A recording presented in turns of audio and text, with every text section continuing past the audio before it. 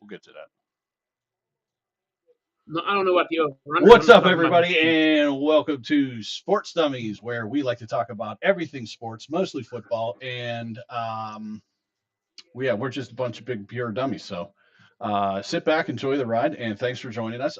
Happy New Year, everybody, and we get to finally get Matt with us this week. He's been MIA. He's been dealing with stuff, but he is back. We're glad for that, so we can hear his stupid opinions about everything that's going on.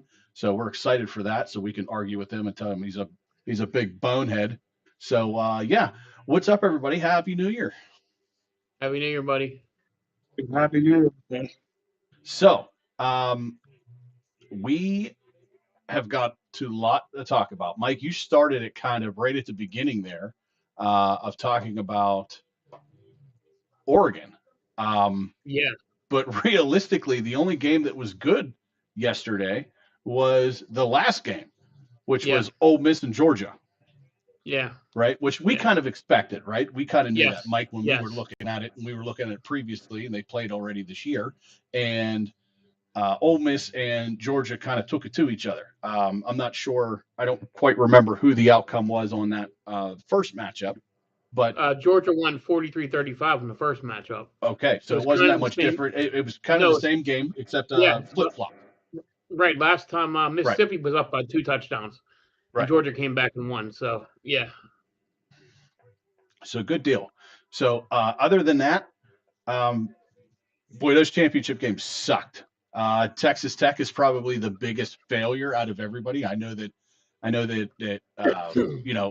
you could say that Alabama, and maybe not so Alabama's a failure, but Texas Tech for sure, considering the fact that they spent the most in NIL money and they laid a goose egg in the first round, their first round. Well, their defense played amazing. The score didn't show it.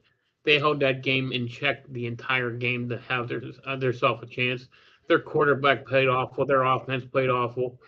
That's my point. Indiana just walloped Alabama. I just think in terms of not so much talent, but scheme and execution. Indiana is head and shoulders above probably the majority of this field. Especially with the way that they turned on Alabama. We said the same thing last year whenever Ohio State played in the Rose Bowl against Oregon, which we thought that was going to be a high-scoring shootout, and it was, but it was only for one team. Right. They absolutely pulverized Oregon in the Rose Bowl last year. But this year, Miami kind of took up to Ohio State a little bit. What I would think would be a little bit unpredictable. I mean, they were getting 9.5, but yeah, your head it's not that much bigger in our screen than it is in your screen, buddy. Let me tell you. And just so you know, I was not shocked by Miami winning. I thought they had a chance. I was shocked that they won. I was shocked. I wasn't. I was shocked at how they took it to them. I mean, Well, I was going to say it was a good game though. I was shocked that they won. I was absolutely amazed on how much they beat them by, considering the fact that they were getting 9.5 in that game. Right. So the difference in that game was the second score that Miami had. If it's pretty much a one-score game through halftime, I think psychologically that game. Miami jumped in the room and really never were. All the persons in the mountains. We're not getting you, Matt. You started up strong and then you tailed off. So, how about better? A little bit. You're still sounding like you're muffled. Yeah, I don't know why, guys. I don't know what's happening. I don't know. You have your moments where you sound crystal clear, and then you have those other moments where you sound like you're trying to breathe through your butthole. Yeah, and I'm not. Again, nothing's changed here on my end, so don't know No, why. you're fine there. You're fine there. Yeah, you're good there. I'm not doing anything. Everything's the same. So my point was that I don't think offense just wasn't very. Um,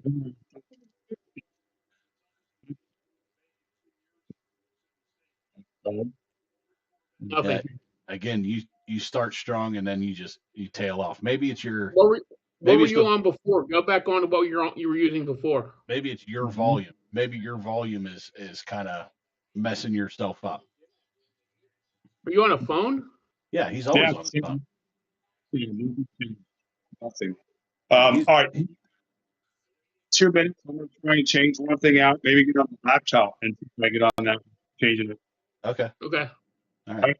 Yeah, we'll just keep talking football. Yeah. All right. So technical difficulties on his side, but he'll figure it out hopefully. So yeah, again, I was surprised that they beat him by 10. I thought it was going to be a little bit closer of a game. I'm surprised they beat him at all. But then again, that's my bias looking at it as a 2 versus a 10, where you are expecting the 2 to win, instead of looking at what you should be looking at, and that's the talent and how they match up. Now, well, my thing, we talked about it on Tuesday.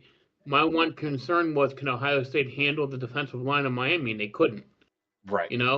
The one thing I was shocked about was how Miami was able to run the football on Ohio State. I was really shocked at that. And Ohio State couldn't get any pressure on Miami at all.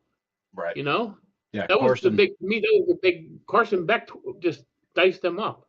Yeah, and that's what it seems like. If you give Carson time, he's going to kill you. But if you can get in his face, I mean, he has a shitty game. Mm-hmm. So we are down to 4 teams now, at least the 4 teams that matter. Boy, other than Alabama, we had the same situation, or other than Indiana, we had the same situation we had last year. Everybody that had a first round bye lost. Yes. So it's going to come into question. This is the 2nd year in a row now. So out of the 2 years, 7 of the 8 teams that had byes lost. You're almost thinking to yourself, I don't want a first round bye. Right. Absolutely. Again, I think Kirk Cignetti is one of the best coaches in the country right now, and Kurt is obviously showcasing that, and that's the reason why his team was still able to prevail in that Alabama game, and quite decisively as well. But other than that, yeah, again, Texas Tech being supposedly spending the most money in NIL, couldn't even put a single point on the board. I mean, that's got to frustrate you to no end if you're Texas Tech. Right. And again, like you said, the defense held up their end of the bargain for most of that game, but you spent money on offense too, didn't you? Yeah. Well, it didn't show. No. When it mattered most, it didn't show. No. So you got to you get all that work to get to the playoffs, to get your seeding, and then your first round, and you blow it. Yeah, and not to mention that cornerback from who was it? Was it Old Miss or Oregon? The cornerback from Oregon, 2 interceptions and a fumble. Yeah, a freshman. Oh my God, what a game he had! Yeah, hopefully they pay him. Otherwise, he's phenomenal game. Yeah, exactly. So amazing game. Game. It was definitely,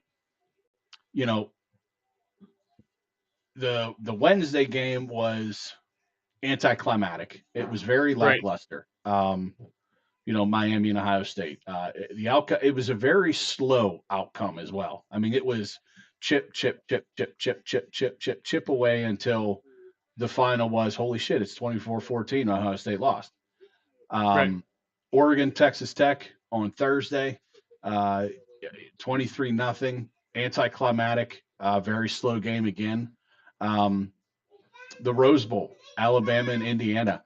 It was kind of a faster pace, but still, Indiana just the whole game, all over them. dominant. I mean, Very dominant. Ty Smith looked. He had no time, and when he did have time, he was way off. Huh? Not right now. Soon. Yeah, and then Ole Miss and Georgia. Boy, you wanted fireworks. There where you were. They held off until the end of the night, and they put on a show for everybody. And it was a great show to watch because they were back and forth, and then it got to the point where Georgia took over that game, and then I forget what time it was. I think it was like 5 minutes left in the third, and that's when Ole Miss started chipping away at that lead, and then ultimately took the lead, and then never gave it up. Right. Well, and if I'm a Georgia fan, I'm going, what are you doing, Kirby Smart, giving Chambliss this much time? You got to love his story with Trinidad Chambliss. He won the Division II championship last year with Ferris State, and now he's on the verge of going to the NCAA championship. I mean, college football playoff championship in Mississippi. Amazing.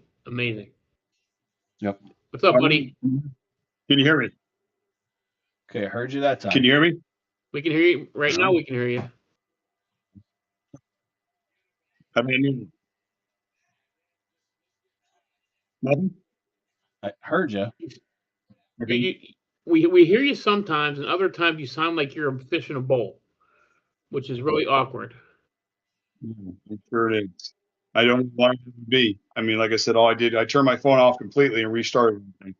But there you go. There, you're fine now.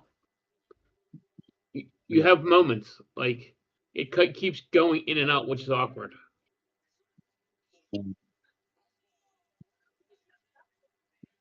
Are you on your laptop now or your phone?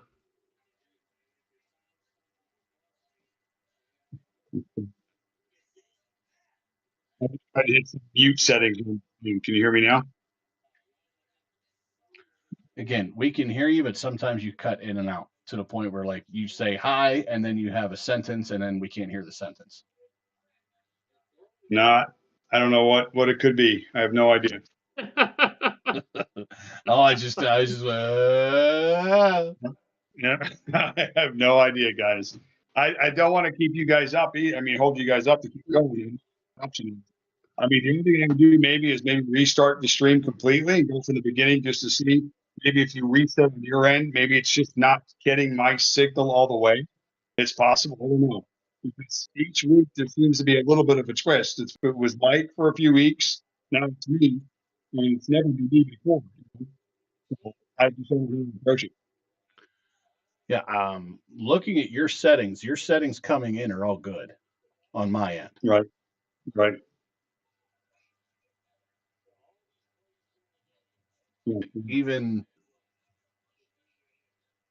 Even your audio and everything like that sound good coming in. It Okay.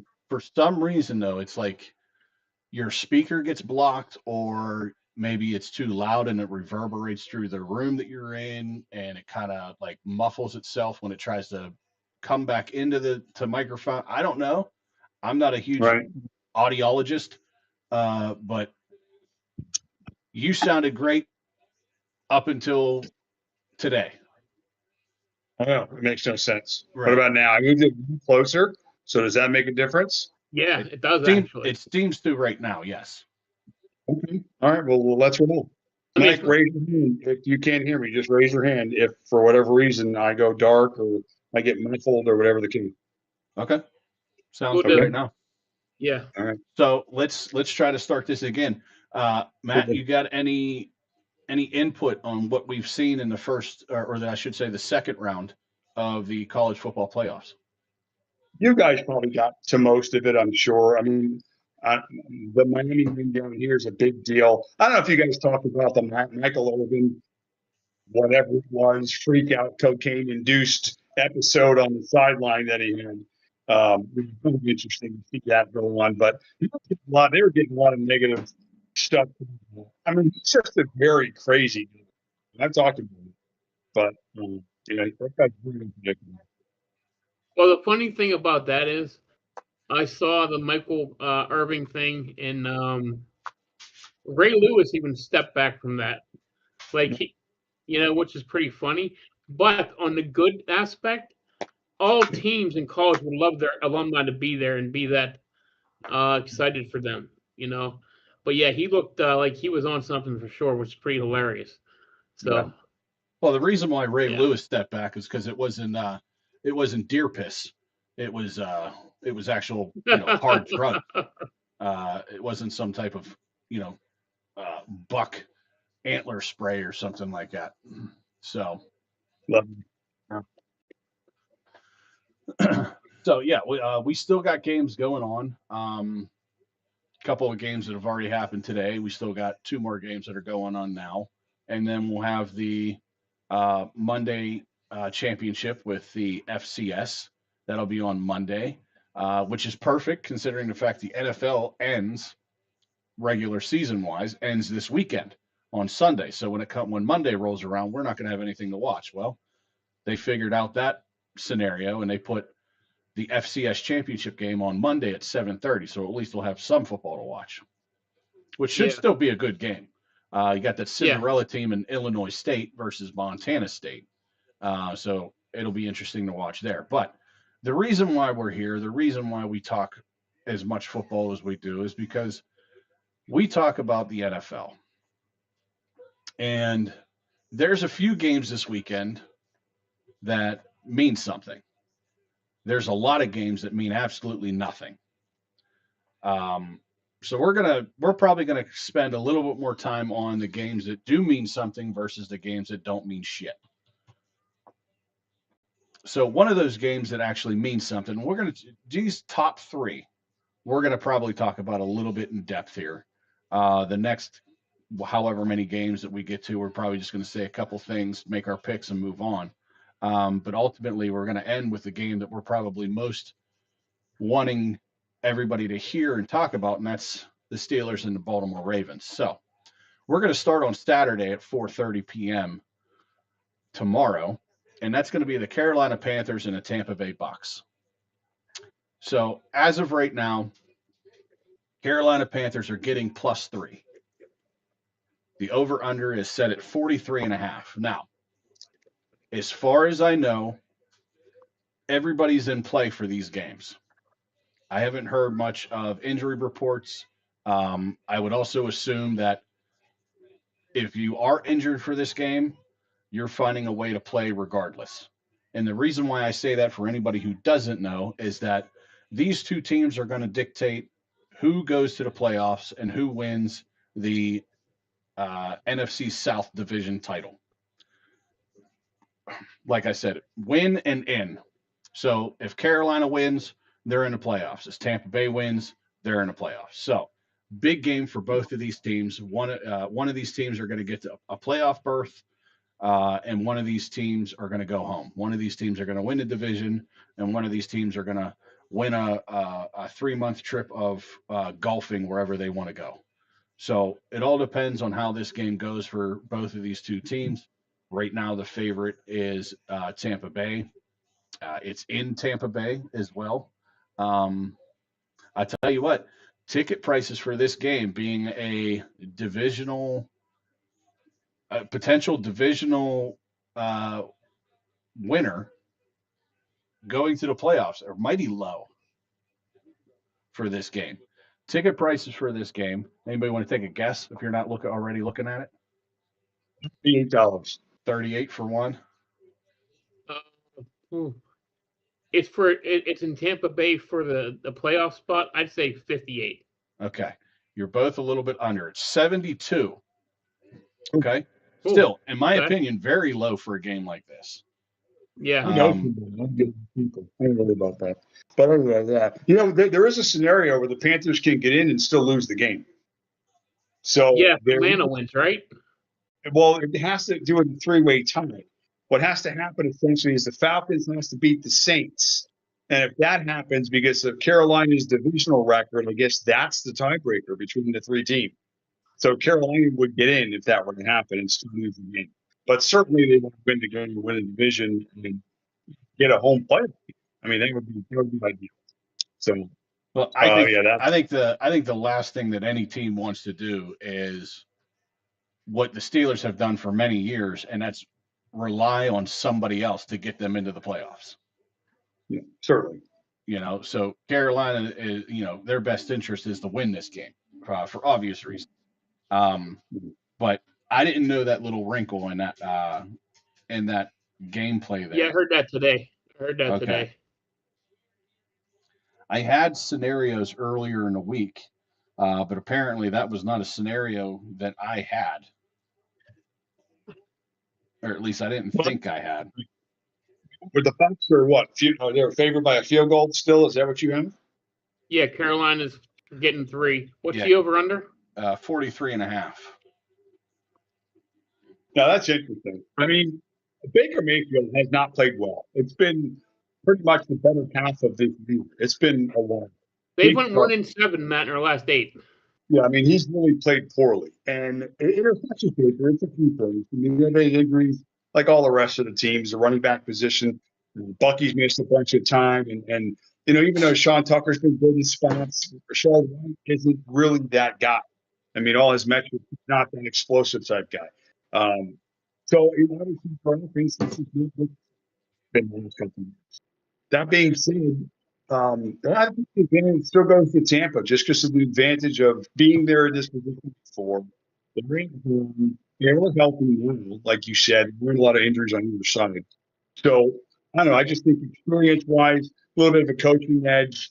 I think the Panthers have had an amazing year. I think they can build on it. I'm just not so confident on, if I'm just mentioning the quarterback position, I'm going to give the edge here to Baker, regardless of how it's been over the last 6, 7, 8 weeks. He just has to make a few more good plays and maybe not make another mistake or two that you may get from the other side. At the position where Young is not as experienced and probably not as good as Baker overall. I think if I'm picking the game, we're going to just start making selections for this one. I think the edge has got to go still to Tampa and lay in the 3, honestly. Okay, Matt, you're on Tampa. You got an over-under pick on this one? Well, fortunately, I think this is another weekend for most of the games where the weather is not going to be affected. This is one of them. For us, it's like living in an igloo. It's like 60. But for the rest of the world, it's perfect. So I'm going to be over. I give this points in the team. So. I didn't get that at all. Going over. Over. Got it. Is your phone sitting on your table? Yes. I think that might be the issue. Yes. But it always has. It always has. No, it's better now. Whatever you just did, just open it up. Yeah. Okay. Yeah, it might Mom be one of those. Hello. Hello. Come in. It might be a rabbit ear situation there, Matt. Yeah. Well, you can hear me. Can you hear? Okay. Matt's got Tampa Bay and he's got the over. I heard that. You would think that Tampa Bay and all their weapons, you would automatically think that Tampa Bay has got the edge in this game, and obviously it shows that because they're giving 3. However, Tampa Bay has gone 1-7 since the bye week.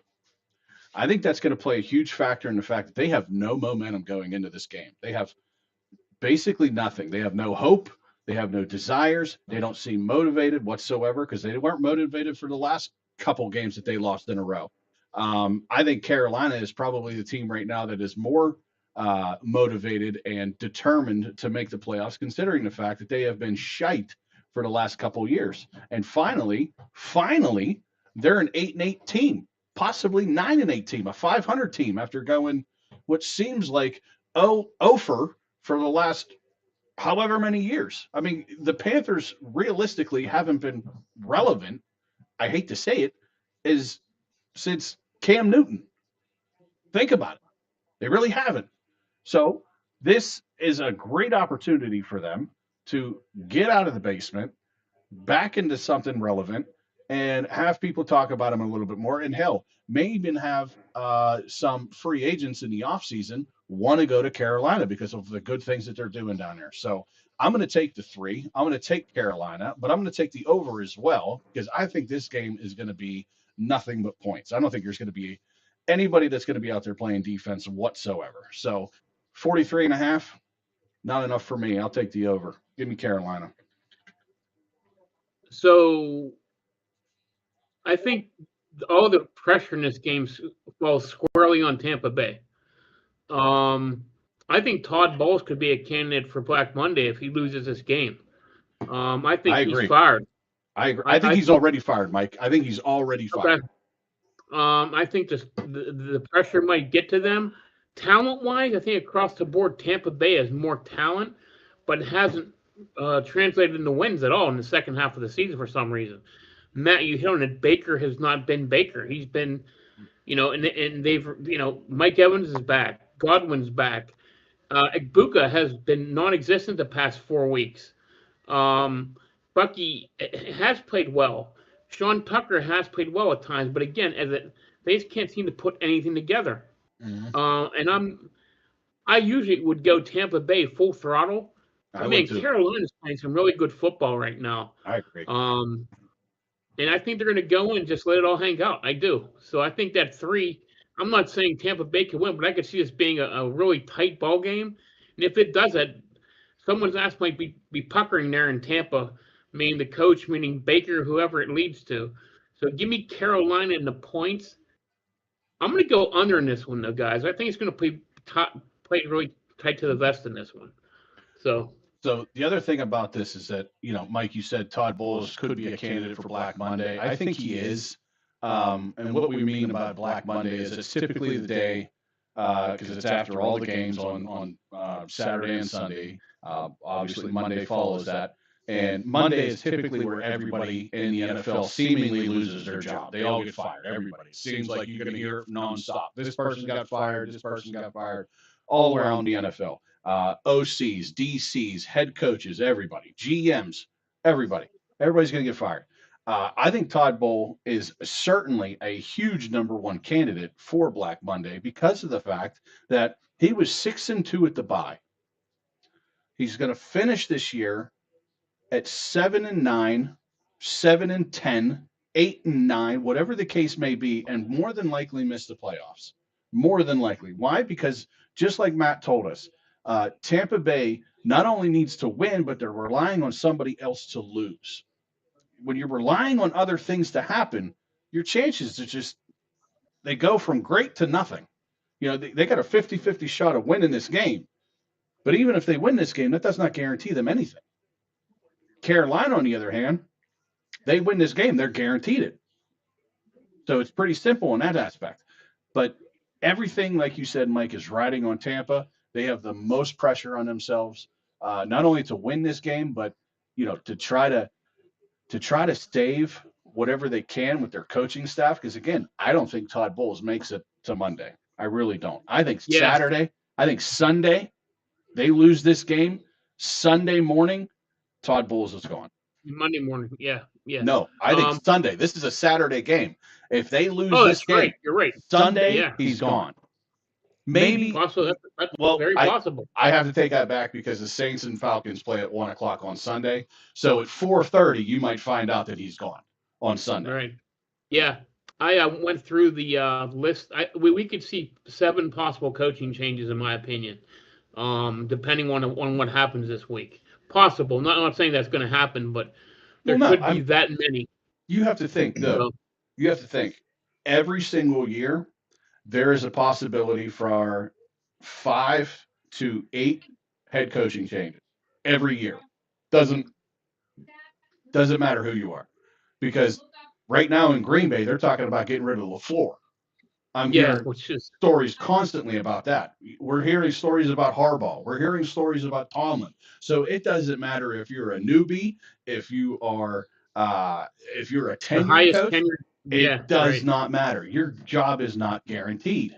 It just isn't. You're the coach. The Eagles head coach still wins. Yeah, he wins. Yeah, the Eagles head coach wins the Super Bowl, and they still want to fire him. Right. Yeah. So that's just the smart people of Philly. That's how smart they are. Which they are.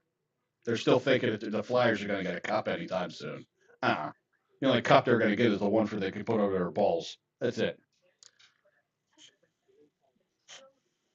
All right. So another big game that is going on this weekend happens to be on the next game following the Carolina game on Saturday, and that is the Seattle Seahawks and the San Francisco 49ers. The reason why this game is important is because it's basically the winner gets the number one seed in the NFC playoffs. You win this game, and you are almost guaranteed the number one spot, which is why this is a bigger game. The loser probably advances anyway because they end up playing the winner of the Tampa Carolina, basically, whoever of those two. So, interesting. Gotcha. Yeah. So these two teams will more than likely see each other again in the next 2 weeks. Very likely. Yeah. Very likely. Right. Wow. Yes. But as we've seen many times before in our own division in the playoffs, it doesn't matter if you played them 3 times or not. That third game is not guaranteed on who that winner is going to be.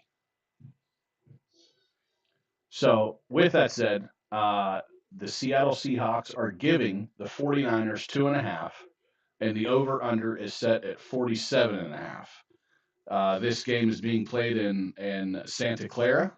It's in California, and it looks like the temperature and weather are going to cooperate there as well. So it doesn't look like this is going to be a weather factor game as well. But, sorry. But the only thing I was going to say was that I believe that Kittle and Trent Williams are both out for the Niners. Wow, Kittle's out too. I think so. Wow. I'll have to go back and double check that, but yeah. They were both last week as well, and they still ran the ball really effectively. And Blaine Robinson has been kind of a quiet part of that offense. Looks like they've been using him in spots, and obviously Captain's been such a beast. But I do think you're going to see a lot of him. I think you'll see maybe even 50-50 flip. Just the simple thing that San Francisco understands that pretty good stuff. Yeah, they like to have the good one team, but it's in the game script. So you do see watching that plays out. One of these two quarterbacks to win the game. You saw this game because given this game is important. What? Can you hear me? Okay. Let's try this. How about now? Ready? Yeah, you're muffled now. Hello. Now. Okay. All right. There you go. All right. How about now? Lean forward. Do me a favor. Pick up your phone and talk for a little bit just to see something. All right. Go ahead and try to give us. Is that better? Yeah. Right now, just go ahead and keep talking. All right. So this game, this is not like do or die home type of atmosphere because they both are aware of what's coming up in the next round. But that being said, if you had to pick a quarterback to win the game, like this was the game to advance, and it was Purdy and it was Sammy, who are you taking? I'm taking Purdy, surprisingly enough. But I think you see what your take on it is like in terms of and how the team did with those quarterbacks. Now that Purdy, he's a quarterback when he's got on offense. And right now, both teams will have their offense, assuming Kittle will be healthy in that spot. So I caught about half of that. Me too. I know what he was getting at. He said, "Which quarterback would you take right now to win this game?" Myself right now, Purdy's one of the hottest quarterbacks in the league right now. Mm-hmm. He's put up ridiculous numbers the last few weeks, and I don't see it stopping this week either. I personally like the Niners and the over in this one myself. You can book that one for me, Chaz. I think this is going to be a very high-scoring game, and the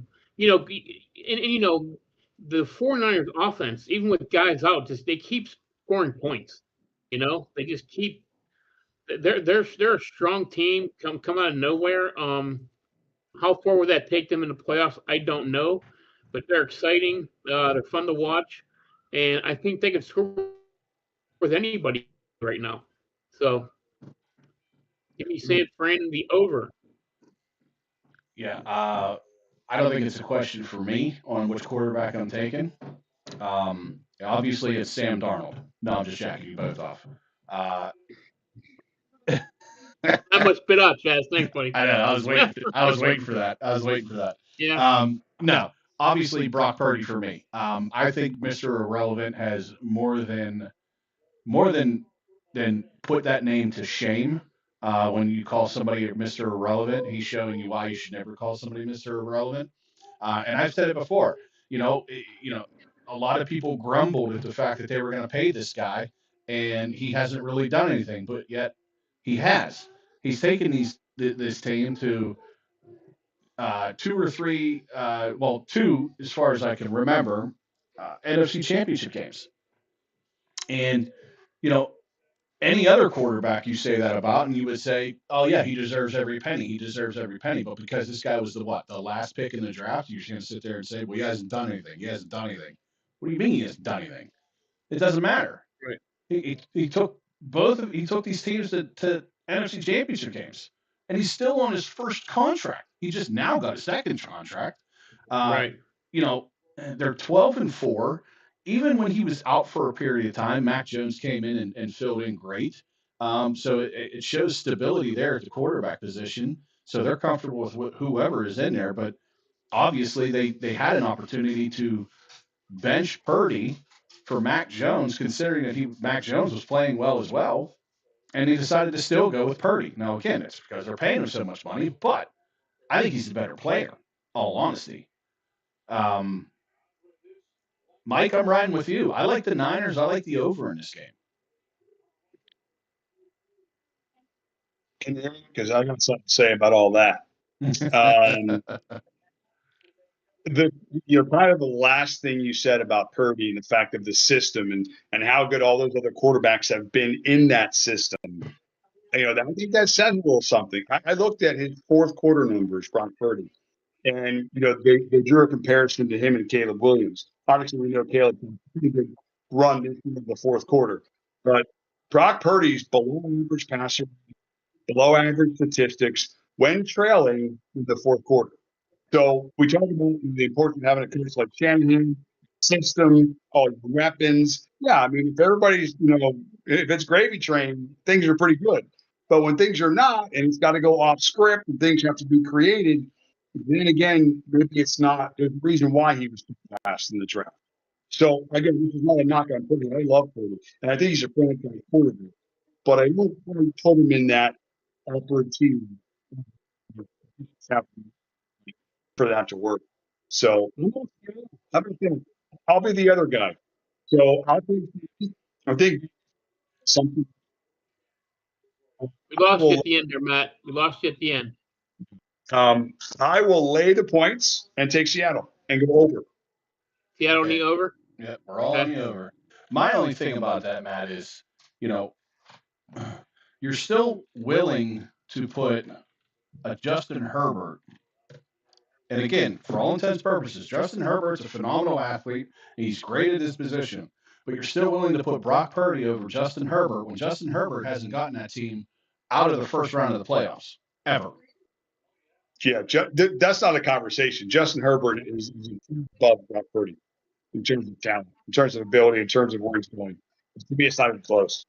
But that's the thing. He's the top three quarterback. So, but we'll see how that plays out. Top three now? You think he's a top three quarterback? Wow. Yeah, we do. I'd rather have him than Johnson. And who? Lamar Jackson. Yeah. I'd rather have him. I'd rather have him than Lamar Jackson, probably. Yeah. Probably. I don't know. I don't know. Which Lamar Jackson am I going to get? Yeah, Lamar Jackson. Right. What Lamar Jackson from 2 years ago, or this year's Lamar Jackson? Because he's shit this year. Well, I know what Justin Herbert I'm going to get, so I'm comfortable with that. Mediocre and not winning anything. It's not about that. I mean, watch any of the tags. One of you guys, one of the videos where there was 3 consecutive plays where the ball wasn't even in his hands, and both his right side of the line hadn't even put a hand on anybody. They didn't even. They're terrible. Do yourself a favor before you say this. Go back to last year's playoff game against Houston, where he threw 4 interceptions, and tell me he's a top 3 quarterback. Okay, guys have bad games. I mean, that In doesn't the say playoff, anything. when it matters. That's my argument. I don't think. And listen, I agree with you. Talent wise, he's good. Is he top 5? No. To me, is top 10? Yeah. But I have a hard time putting him that high just because when it's counted. No, granted, you're exactly right with the injuries on offensive line this year. He's had a great year, phenomenal year. But let's see what happens in the. But again, he's not going to have his line in the playoffs this year. They're, you know, and that's a huge detriment to him. When you look at his attributes, when you look at his skill set, and he's in the top 3 or 4 in all, he fits the size, arm strength, smarts, numbers. I mean, outside of just playoff victories, I think that's more of an investment on the team than it is just Justin Herbert. But again, that story has yet. When you throw 4 interceptions, that's the quarterback. That's his decision making. So I don't want to hear that's not Justin Herbert. It is. I'm not saying that one game was not. Well, I'm just saying his career in big games, he's notoriously thrown the big interception. That's why they haven't advanced. All right, well, we'll see. I mean, that they can't get because of it. And listen, I blame a lot on the coaching he's had there too. We'll see. I'm just not as sold on him. I mean, listen, I'd love to have him as a quarterback just because of his talent. I just would like to see him put it together more often when it counted. That's all. I mean, listen, we fucking put him on a pedestal in Pittsburgh the last 6 years here. So listen, he was our quarterback. I don't want anybody, any quarterback in Pittsburgh, considering the fact that they're not going to be allowed to play quarterback because they're going to have to play some kind of Tomlin ball bullshit. The only reason why we are where we are is because Aaron Rodgers is a general out on the field, and he tells the sideline to shut the fuck up when it comes down to it. Pretty much. Yeah. Well, later when we talk about our game, I had a conversation piece I wanted to bring up during that. So good. We'll get there. So let's get through the rest of this slate. Making sure, Matt, I got you on that one, right? Yeah, I did. Okay. So the next, I guess you could say, big game. If Saturday's game doesn't go Carolina's way, then the next big game is the Saints and the Falcons. This game has implications on Saturday's games. Atlanta is given 3.5, and the over/under is 44.5. And this is being played in Atlanta, so it's in a dome. Would have been in a dome if they were in New Orleans as well, but again, weather is not a factor. Yeah, do the Saints have a franchise quarterback? I believe they do. I believe they do. Playing pretty well. He doesn't have a turnover in the last 3 weeks. Again, they've played teams like Tennessee and the Jets, and whatever. Not a good schedule, but still, it's the NFL. Really well with that roster, and that says a lot. And so I think they're confident going into the draft next year that, even though I think there's 2 really good quarterbacks that are going to be available, I don't think they'll be able to get those. But I think they're in a good spot. I really do. I think they can start to build the rest of that team. And the advantage of having a guy you don't have to pay at the quarterback position. That really opens things up financially for the rest of your squad. So I think the Saints are. I like the Saints this game. Kirk Cousins is the guy. Is Kirk Cousins going to be the starter next year too for them? I mean, what are they going to do? It's a possibility. So it just seems like that's not super exciting if you're in the Atlanta Falcons organization. I feel like deep down they understand that they've missed at that position, and that's tough. Matt, I don't know if you heard this, but this was a few weeks ago. Arthur Blank actually came out before that Thursday win that they had a few weeks ago, where they looked really impressive.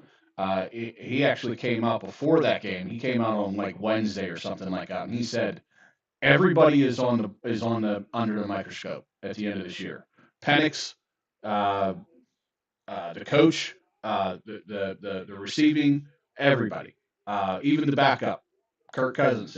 Not understanding why I'm paying this guy when he's sitting, when I have another guy that I drafted before him. I mean, he basically came out publicly and said all of that. So Atlanta could look very different next year. Well, I think they'll have a new head coach next year. That's a possibility as well. I could see that going either way, though. I could see them keeping him for one more year and seeing how he does. And I could see them saying, you know what, we've had enough, you can go. So I could see it going either way. But either way, I'm on the Saints in this game. I like Tyler Show. He's done nothing but show me that he can win games. Especially the 3 out of the all 3 of these last games. Four straight. Okay, four straight. 44.5 seems a low number to me, so I'm going to take the Saints. I'm taking the over. Matt, did you have the Saints in the over? Take the over or the under? Over. Okay, so Matt, you're on the same train as me, or I'm on the same train as you. However you want to look at it. I'm with you guys on the over, but I'm on Atlanta this game. I think the Saints have found a quarterback. I'm not sure if I think he's their quarterback of the future. I don't think they draft one next year. I think he's earned the right to start for them. He's been really solid. Matt, you brought it up. He's not turning the ball over. Chris Olave has been a legitimate number one receiver for them. Jawan Johnson, a good tight end. They're probably going to go get a running back in the draft because I don't see Kamara coming back. He's a free agent. But so they're going to lean on that kid Estimate this weekend a lot. He's going to get most of the touches. They're going to let this kid run. He had a decent week last week. Could be a little bit of a showing. So they could have some diamonds in the rough in the organization here. So watch out. Yeah. Well, okay. But give me Atlanta in the over. I think Atlanta has a little momentum after beating the Rams on Monday night. So give me Atlanta in the over in this one. Next game, nothing really to talk about. Cleveland Browns going to Cincinnati. Cincinnati's given 7.5. Over under is 44.5. I'm on Cincinnati and I'm on the over. I think they're going to beat just because Joe's been balling out the last couple of weeks. So I think they get to like 35 points. So Bengals over. Joe Burrow, thank you for winning me a fantasy championship. 40-point week. Thank you last week. Buddy, almost scored half my team's points.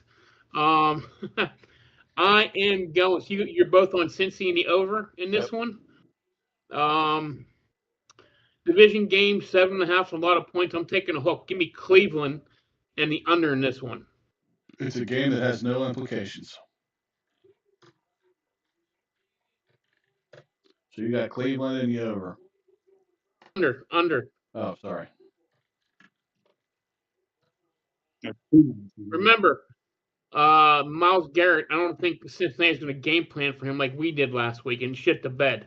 Oh, it doesn't matter. They pay their offensive line $7 an hour, so it doesn't matter. Right, so Garrett's definitely going to get that sack record. Yeah. Joe Burrow 3 times. Yeah. So, yeah, he's going to hit Joe Burrow probably in the first 3 snaps. Right. Yeah. Of which, I don't know who said it last week, but we should have did the same thing. We should have just told you that. I said on first play of the game, you should have gave him a sack and fucking worried about the game, not the sack. Be done with it. All right. Green Bay and Minnesota. Minnesota's given 9.5. Yes, that is correct. Minnesota is giving 9.5. The over-under is set at 37.5. I believe that Malik is starting for this game and not Jordan Love. He is. You say Jordan Davis? No, he is starting. Oh, and also, Henry Jones is also not playing. I saw that earlier. He hasn't practiced yet this week. For Gary, Jordan Mason could be queued up. I like him. He left the game last week with an injury, though. Jordan Mason. Yeah. Malik Willis is also questionable for Sunday. Yeah, that's bad. That's a lot. And the total is 37.5. What do you expect? Green Bay to kick like 2 field goals? And that's it? So give me the Vikings. Give me the under in this game. All right. Mike, sick. Mike, I think I'm going to be on the same path as you this week. I don't think JJ McCarthy's going to be able to beat this team by 9.5 points, by over 9.5 points. I don't care who's the quarterback. I just don't think JJ McCarthy has it in him to beat a team like Green Bay, not by more than 9.5. So I'm going to take that load of points in this divisional game. Um, but I'm on the over because I don't like that 37.5. They want you to take the under, so I'm going to take the over. Yeah, that's what I took Green Bay in the over also. So, yeah. All right, Matt, you're the only one who's stupid enough to take the Vikings, so we'll keep you there. Thanks. You're welcome. Matt, how did you end up in fantasy? From the leagues, I lost them both. I finished second and fourth. Now we wonder why. Yeah.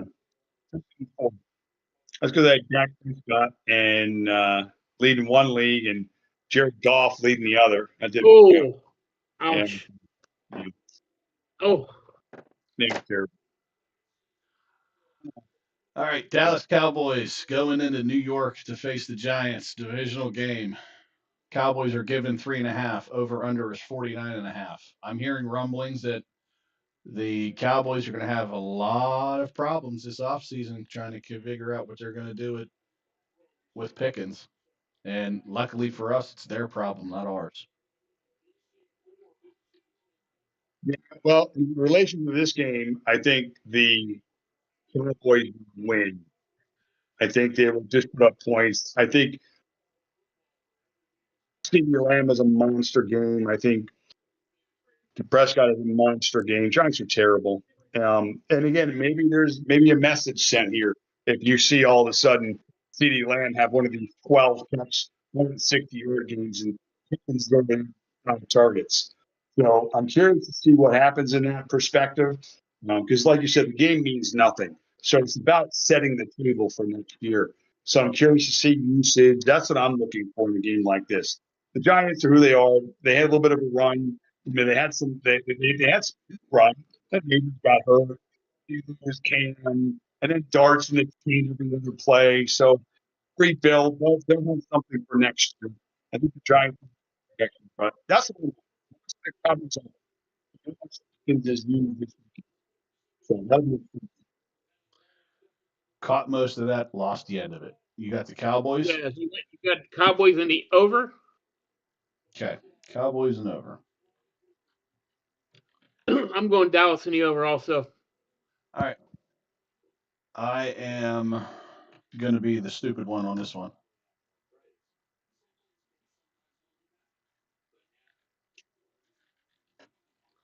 I'm going to take the Giants in the under. It's going to be cold out there in East Rutherford. Not that cold, but still cold enough. And the Giants have flashes of good. And we know that the Cowboys have instances where they're absolutely terrible. And I think it's going to be an instance where the Giants are going to look good and the Dallas Cowboys are just going to look terrible. I think this is what is going to be, and you say set the tone for next year. This is what it's going to be every year for Dallas fans, and Dallas is going to lose. Why? Because that's just the Dallas thing to do, is to give them all the hope in the world and then shatter it every single week. So a lot like us in a sense, especially with Mike Tomlin as our coach. But yeah, I'm going to take the Giants. I'm going to take the under. Tennessee Titans. America's team. Oh yeah, America's team, because we refuse to let them do it to us. So yeah, that's why you're America's team. You're America's. Just know that you're America's second best team. Okay, you're America's second team. Okay, because the real America's team didn't want to fucking be it. So the next one is the Tennessee Titans versus the Jacksonville Jaguars. That's going to be in Duval, and it's going to be the Titans getting 13.5. Over under is 47.5. This is a good one. Fantasy wise, I kind of think there's pieces in this game, but we can get to that later. I got the Titans here. I mean, I think obviously Jacksonville 13.5. The line's like that because it doesn't matter, and they've already locked their seating and whatever. But I don't know. I think the Titans get inside the number. I think Cam Ward's still trying to play. And those couple of guys they got, that was that Deaky guy who's been doing some numbers, that Ianamore, that other receiver. Yeah. So they've got some roots over there, and I think they've got both in Dallas playing. So Tennessee's not going to fold. So they get inside the number, and I think it's Tennessee in the over. I'm also taking Tennessee. Tennessee's been putting points on the board as well, even though they're always coming out on the losing end. I think Jacksonville is going to sit guys. I haven't heard any official word on that, but I think they do in the long run here because, like you said, they've already locked up seeding. So why put anybody at risk? Wait a minute. I thought they had to win the division. Who's this? Jacksonville. Oh, yeah. You're right. They need to win to win the division, guys. Yeah, so Jacksonville's going to be balling out, but I'm still I'm not laying those points. I'm taking the points. Right. But I'll take the under in this game because I just for some reason I have a feeling. I mean, reality, Broncos have to lose that game in order for them to get the number one seed. No. I'm not talking about number one seed. I'm talking about the division. Jacksonville needs to win the division. So does Houston. Yes. Right. Now for number one seed, Matt, Jacksonville beat Denver. So but I'm talking about the division itself. Jacksonville needs two teams to lose in order to get the number one spot. Right. Yeah. But they need to win the division. So right. Okay. I'm with you guys though. 13.5 seems like an awful lot of points. Cam Ward's put up a pretty decent year. I was actually looking at his stats, not bad. I mean, for all the adversity they faced in Tennessee, coaching change, really not much around him. I think he has 15 touchdowns, 7 interceptions, played relatively well the second half of the season. I'm like Tennessee. Give me Tennessee in the under, though. I think Tennessee in a few years could be a fun team to watch. Let's be honest. I think the Giants, they can get a good draft this year and get some guys, certainly the Giants side, get some guys healthy again. These are two teams that can be in Carolina this year. We'll take the next step. We'll become competitive. We can be talking about shot. So you mentioned this year's with the Giants and Tennessee. You're right. These Carolina hit on draft picks the last 2 years. Mm-hmm. If the Giants and Jacksonville, Tennessee can do that, who knows what can happen? We saw it with Jacksonville this year. What happened? A coaching change. I think Chaz brought up a great point on Tuesday's show, Matt, about Liam Cohen. How is this guy not going to be coach of the year? Right now, he's second. He's not odds-on favorite to win it. Second, but 12 wins from a 4-win team? Wow. Well, I mean, in my opinion, Naples, everybody's dark. I can see right now. Nobody likes Sean Payton, so no matter what Denver does, he's not going to get it. So it's my opinion. It's probably going to be Vrabel, especially if the Patriots. Vrabel is definitely the hands-on favorite, but there's, in my opinion, Cohen should be a lock for this. Liam Cohen should be the hands-on favorite no matter what happens from here on out. Because for those simple, he's the first coach in NFL history to take a team with 4 wins or less and turn them into a 12-plus win team the following year. Yeah. Crazy. Yeah. Yeah, but I got to be honest with you. If he's number one for me, if we're talking about coaches that are being underrated, underappreciated, undervalued, is Ryan in Houston. Are you kidding me? 3 straight years with all the bullshit they've gone through, and to be able to bring broken teams down the stretch and even win playoff games potentially. I think Houston to me is a great spot this year. Well, I think the only reason why he doesn't win it and he's not considered is because they get off to a slow start every year. Yeah, myself too. Another guy you have to throw in there is Canales from Carolina. No one expected them to be going for a division title. Well, so, not to mention, but again, Matt Kemper or whatever the hell his name is. Is that the owner's name? David Temper. David Temper. Yeah. David Temper finally let a coach stay there for more than 6 months. So, Yeah.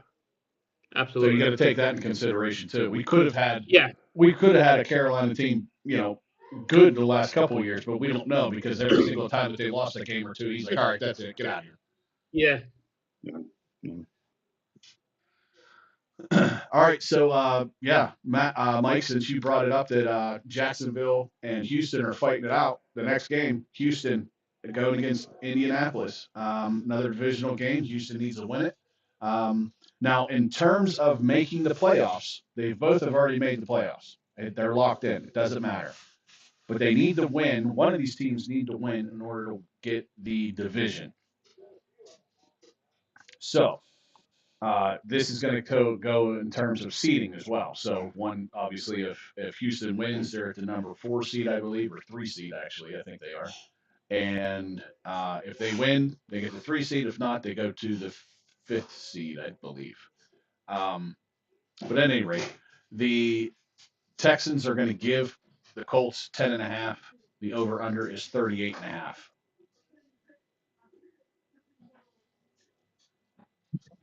This is an unfair game. I mean, teams in different spots. The Colts, they're starting a rookie. They've committed to that, so Yes, it's pretty. Riley Leonard. Yeah, it's going to be gross. The Texans are going to be feast. And this is another game where it's going to be tough to score. You would imagine they're going to try and get Jonathan Taylor started, give him the ball early and often to try and offset some of that pressure on the rookie. But the Colts and for the Texans know that too. So it's going to be show me what you can do throwing the football type of thing. And if things get out of hand early and the Colts have to, go to a 60-40 split where they're passing a little bit more than they want to, it's just going to get worse. So I'll do the Texans here. And I think this is my defense score of the weekend. So I think they'll probably score a bunch up on defense, put them in good spots. So over Houston and the over. All right, so you got the Texans and the over, and then you're also taking the Texans on a defensive penalty or a defensive touchdown? That's correct. Yeah. Okay. Also, this was at Colts were getting 10. I believe I said 10.5. The correction is that they're getting 10. 10. Okay. I'll give you 10. Do you still want the Texans even though you're not getting a hook? Yeah, that's fine. I'll you know what? I'll lay 10 3/4. How about that? I didn't care either way. It's a joke. Give me I'm getting real quick. Houston the under. Yeah. I agree with you, Mike. Houston in the under. I don't think the Houston has showed us that they can score points, even though they can hold people from scoring points. I think this is going to be like a 20-10 type of game. So under that 38. 21-10. Yeah. I don't think Houston has scored over 20 points in a lot of their games this year. You might have to check that, but I don't think they've gotten over 20, 25 points, 24 points that many times this year.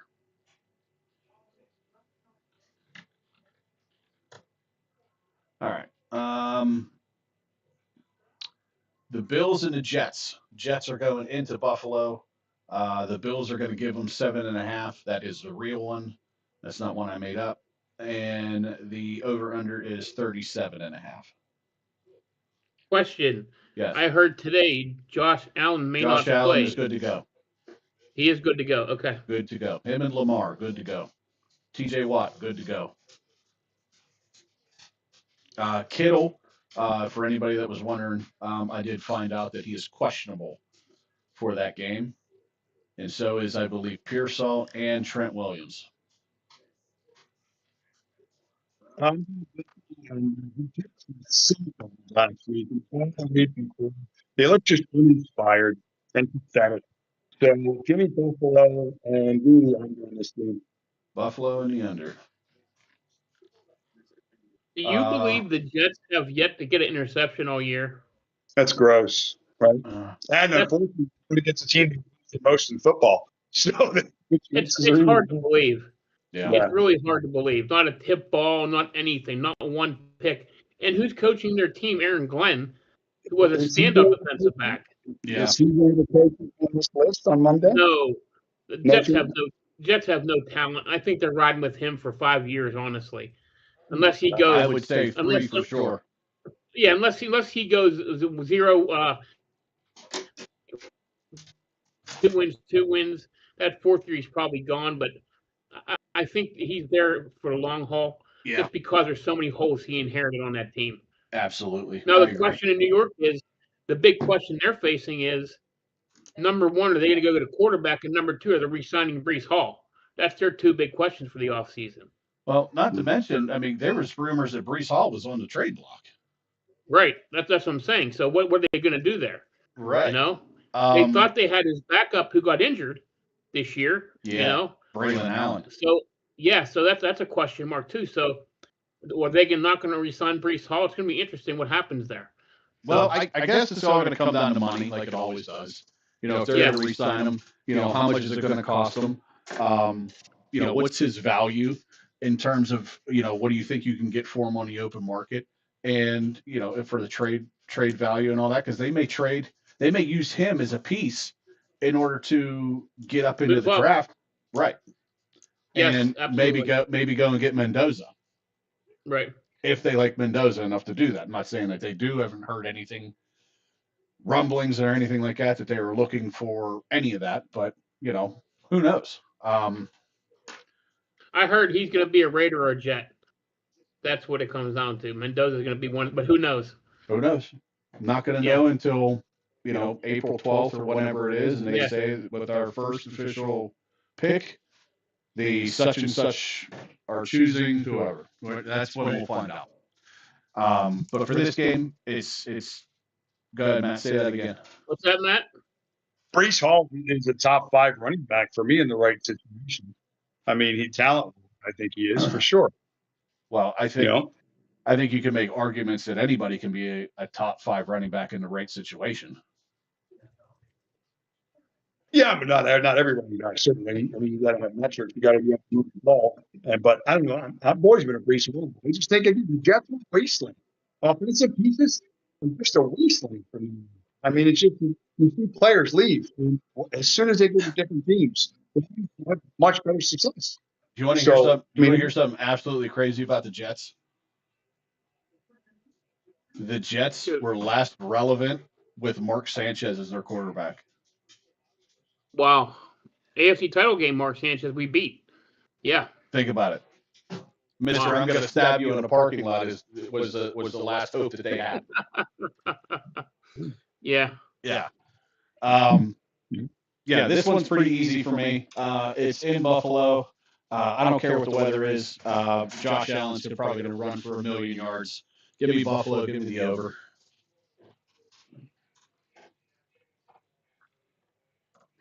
I'm with you, Chaz. Give me Buffalo and the over. I think James Cook and Josh Allen just tear it up on this team. So yeah. Next game should be a good game. Mike, is there any implications on the Lions and the Bears? I don't think so. I think the Lions are already. I think the Lions are already out, and yeah, they're out, and the Bears are already champs. So no, I don't think they can even move up in the conference standings. Let me check real quick. Yeah, and I don't think they can go for number 1 seed, can they? No, considering the fact that no, the Bears are locked into the 2 or the 3. Basically, if they defeat the Lions on Sunday, they'll face the Packers, and the wild card is the 2. So if they win, they go up against the Packers. If they lose and the Eagles beat the Commanders, the Bears will fall to the 3 seed. Right. Okay. Yeah. So they're just like I said earlier, there's seeding implications on this one. That's no more no less. Okay. So the seeding implications on this one, as you've heard, Bears win, they're in a better position. If they lose, they're not in that much worse of a position. So with that being said, the Lions are going to get 3. The over-under is 50.5. The Lions secondary is terrible. And, you know, again, weather, not a huge factor here. Chilly, but not terrible. 30 degrees, not much wind. The Bears. Matt, I'm with you on the Bears. I haven't been liking the way that this Lions team has looked. And if I'm not mistaken, Matt, you said you called it an epic downfall from grace for the Lions, considering the fact that they lost both coordinators. You can't expect to be good the following year when that happens. So give me the Bears, but I'm going to take the under in this game. 50.5 just seems like too much.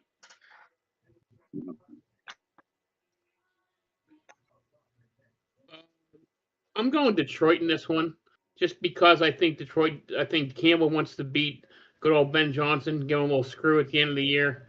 And I think Detroit's been so bad offensively lately. I think they break out in this game. Give me Detroit in the over in this one. Okay.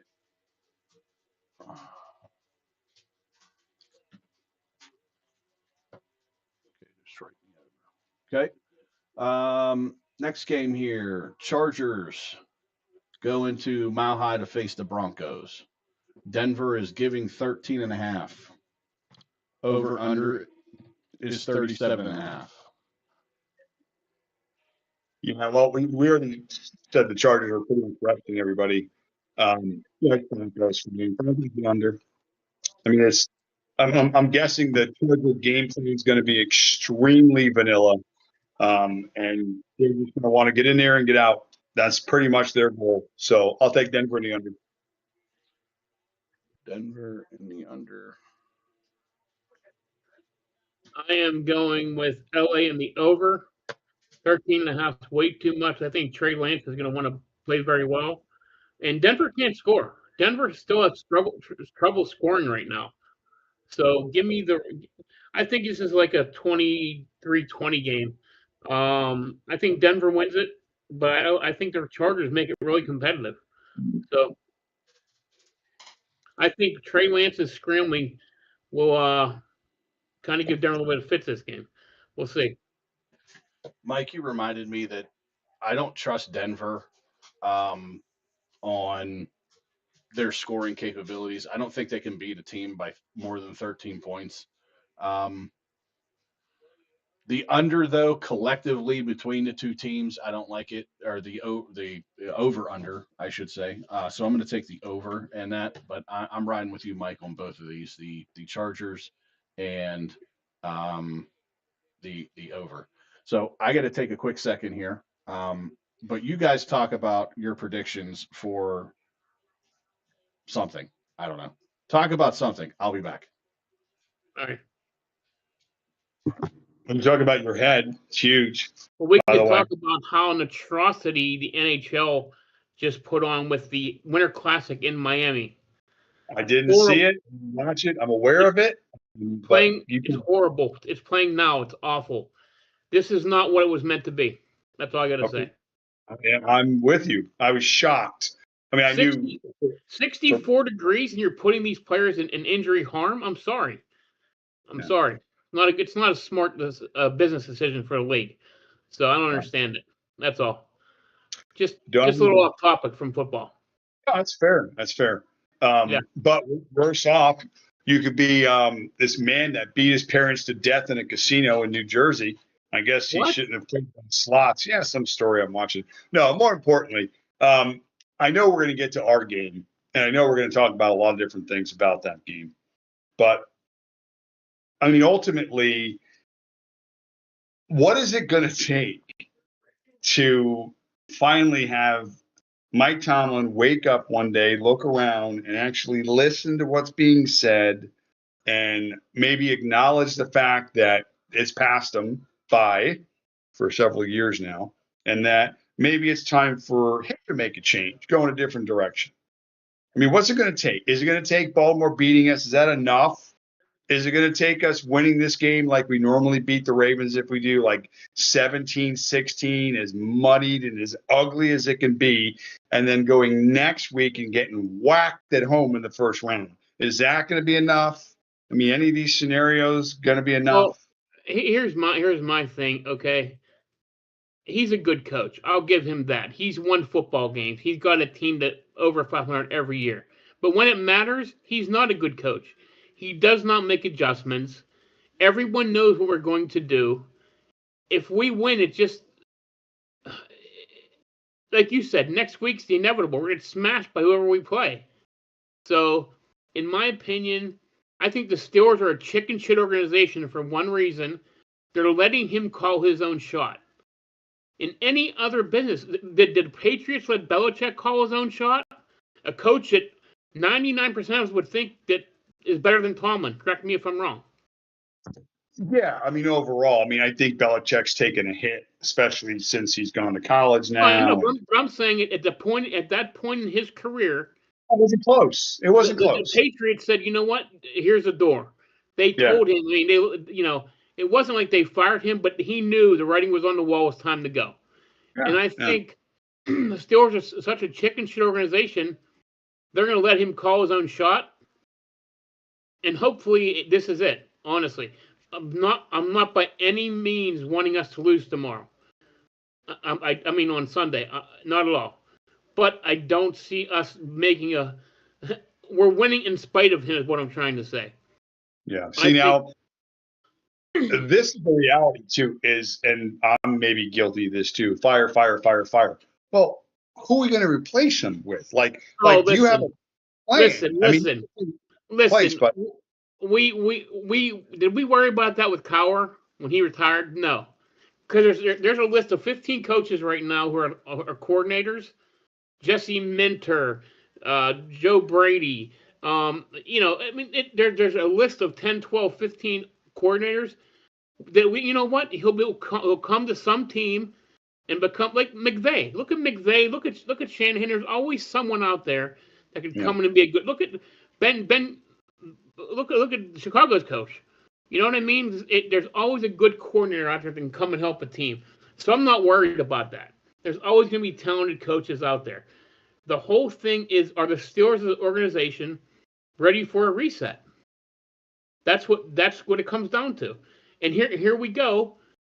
My one question I was going to ask you guys, it was a great question brought up on Sports Talk today as I was coming home. What, for all intents and purposes, next year we go into the offseason, we're coming into next year in the same exact boat we were this year, looking for a veteran quarterback to lead our team. If it's not Aaron Rodgers, who do you want? Because Rodgers has left the door open now, playing again next year. So the names out there right now are Malik Willis, Daniel Jones, Kyler Murray. Three, you can look around. There's a few other ones you could talk about.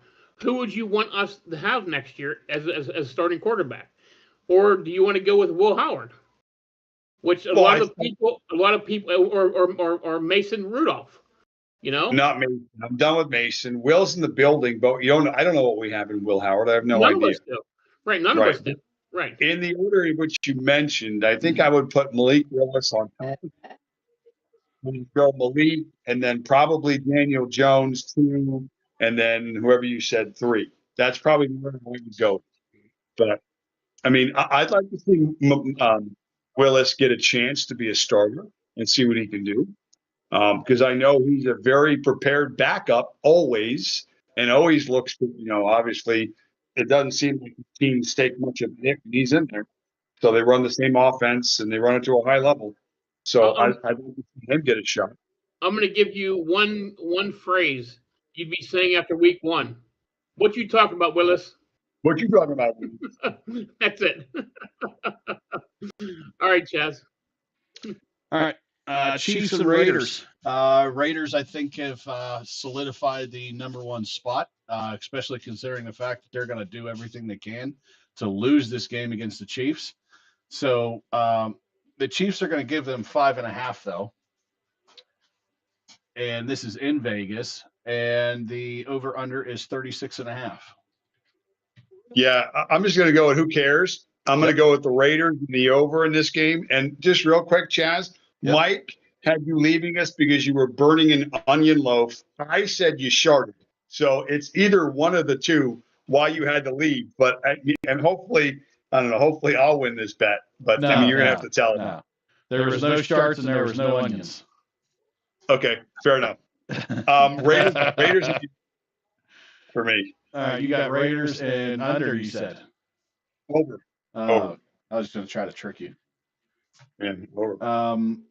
Yeah, I don't care about this game so much so that I'm going to take the Chiefs.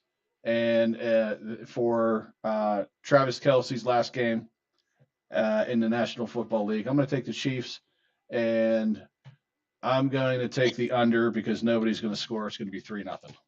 What's the over-under in this one? 36.5. Wow. 36.5. It's going to end 3-0. Give me Kansas City under, and we will see good old Pete on Black Monday be removed as the Raiders coach. Write it down.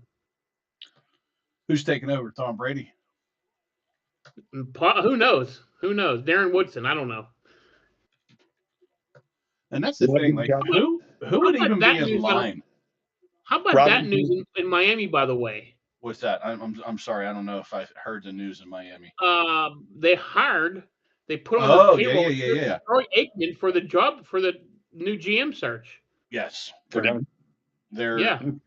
using Troy to help them find a new GM. What's wrong with that? Interesting. What have you heard about that, Matt? Pretty interesting. I mean, yeah, it was, I guess, a shock. I didn't know what his connection was to the organization, but I guess him and Stephen Ross have a business somewhere else together, wherever. So now they're rich people hanging out together. So I think that's maybe the connection there somewhere. It's almost like the guy that they want to hire is close friends with Troy Aikman, and he won't take the job. So they're hiring Troy Aikman to convince this guy to come and take the job. Possibly. It's awkward. I agree with you 110%, Chaz. Whoever it may be. I totally agree. You know what I mean? Yeah. So, who knows? Yeah. Next game. Cardinals and Rams. Cardinals are going to get 8.5. Over under is 46.5. Rams need to win to potentially Rams don't need anything. They can't do anything. Can't do anything in this game. Bite your tongue, Kyler Murray to the Steelers.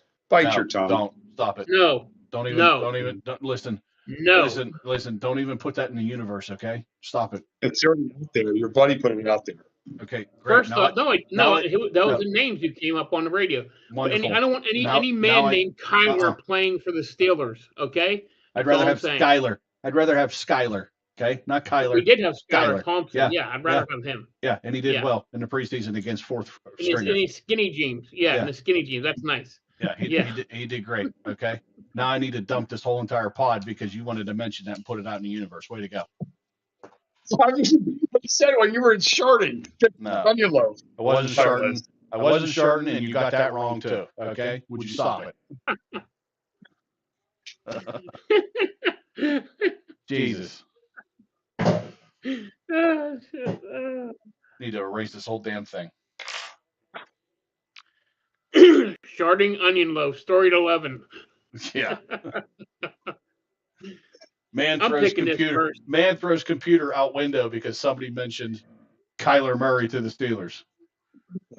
Give me the Rams in the over. Very simple. The Rams need to get back on track after that atrocity on Monday night.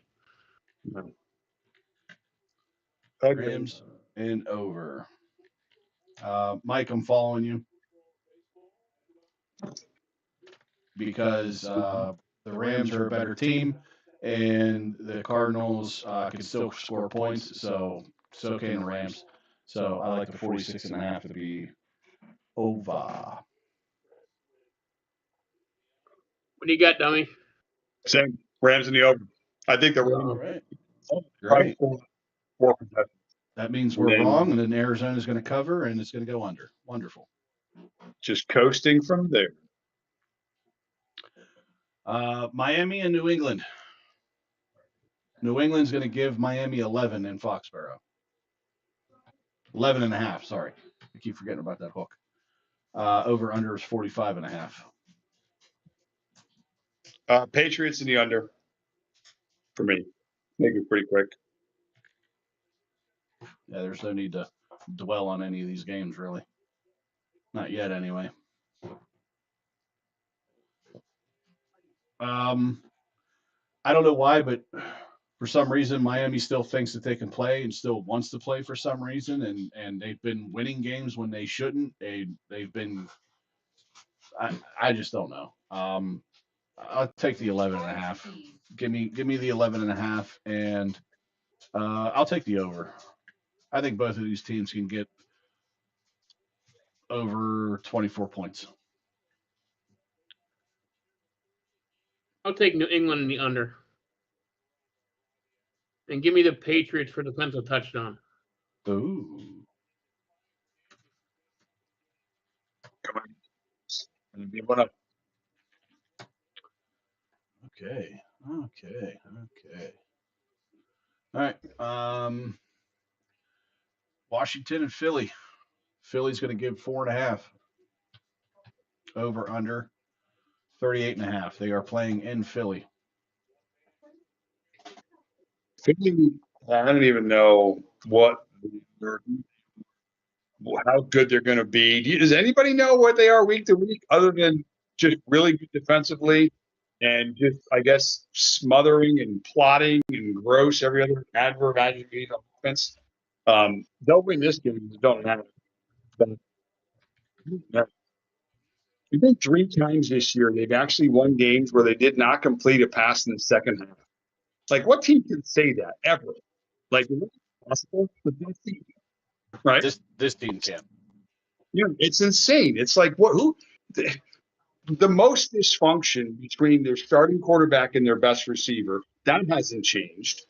You figure, Sirianni, what if they lose this game? And not this game in particular, but what if they're a first round bye?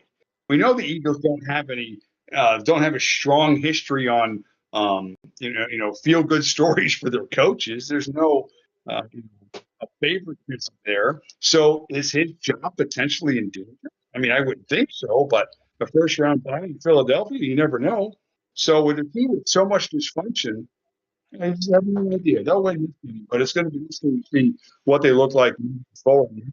So I don't have any faith in that offense at all. So, but this game's enough. Philly will win, and they'll probably cover the over too. So Philly over.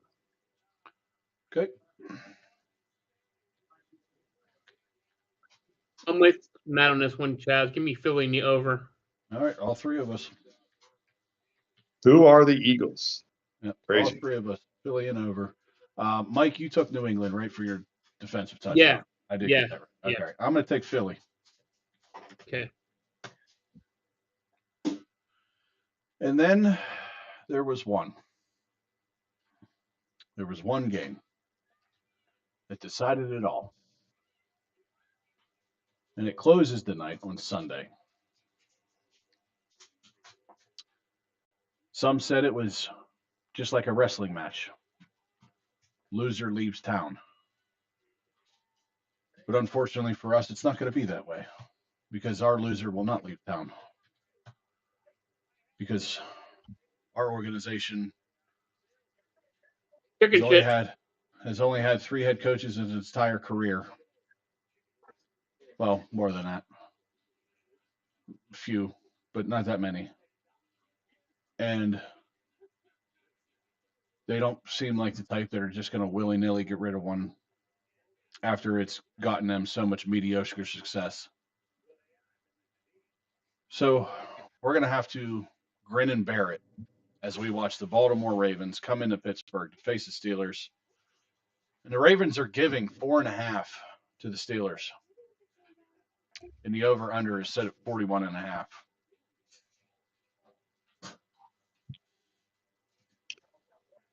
That line's embarrassing. I mean, honestly, it really is. Like if that was in Baltimore, okay, I can see 4.5. But for the fact that it's a home game, and we're a 4.5 point dog in this game. I mean, I get it. The offenses look putrid without, the one game missing Metcalf and whatever. Nobody knew. But it's games don't. So I'm going to pick the Oh, thank you. spread. I think we'll win the game.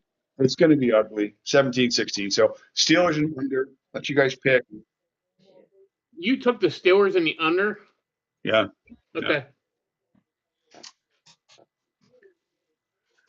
Okay.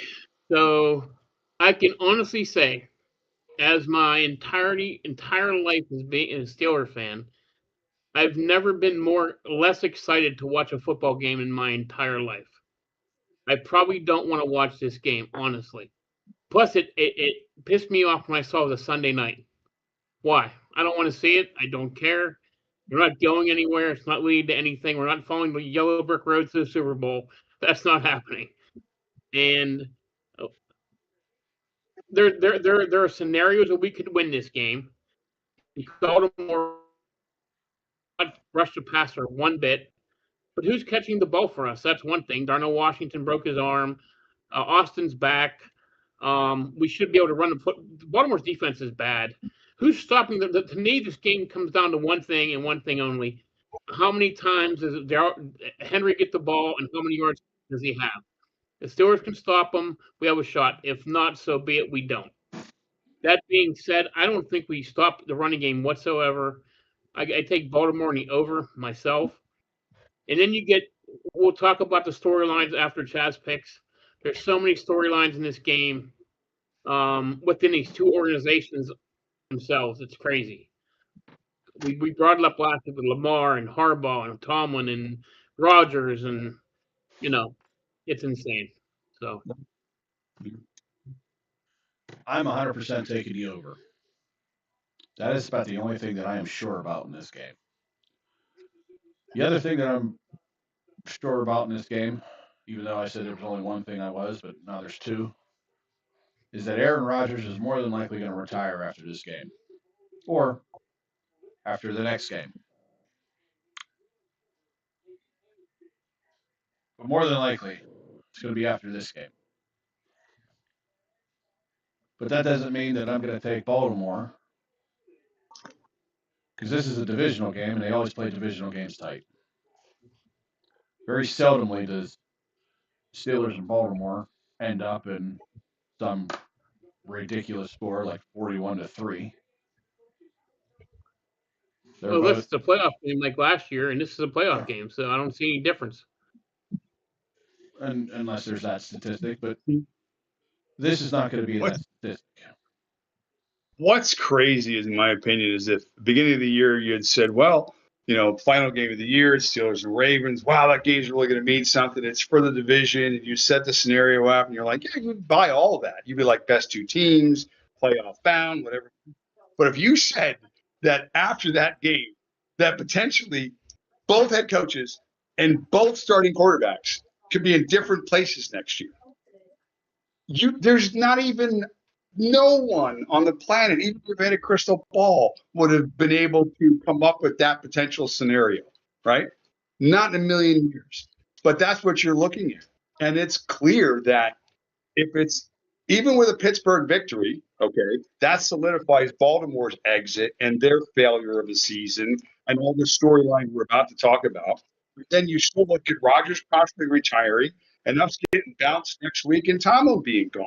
Okay, fine. Same scenario goes for them too. They win. They've been putrid the last half of this year. They have questions on both sides of the ball, coaching, we'll talk about. And they win, and it's a close, ugly game, and they advance, and they get stopped next week. And they're looking at. So again, there's no way you could predict this stuff. It's insanity. But yeah, a reality. You can only predict this stuff, Matt, as if it's scripted.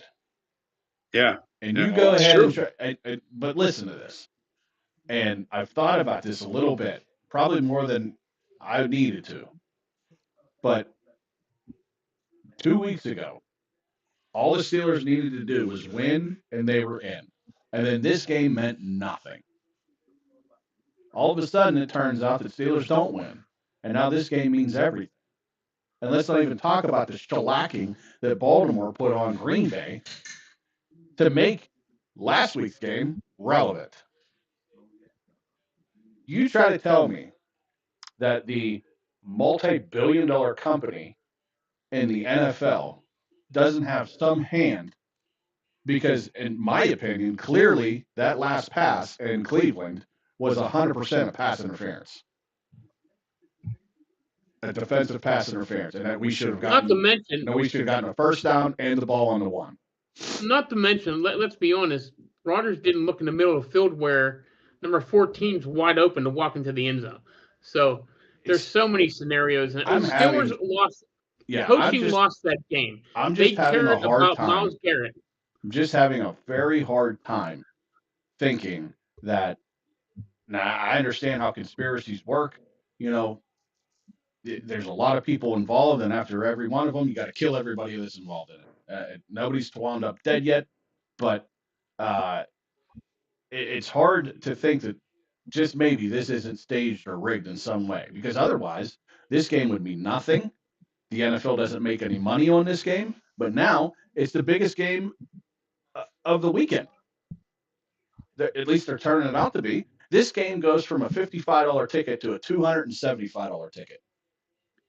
That's crazy. That is insane.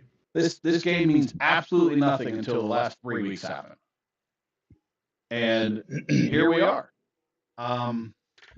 Like I said, I'm 100% on the over. I'm going to take the Steelers, not because I think they're going to win, but because they're getting 4.5, and this game's going to end 23-20. So that's how I think. Let's talk about the scenarios.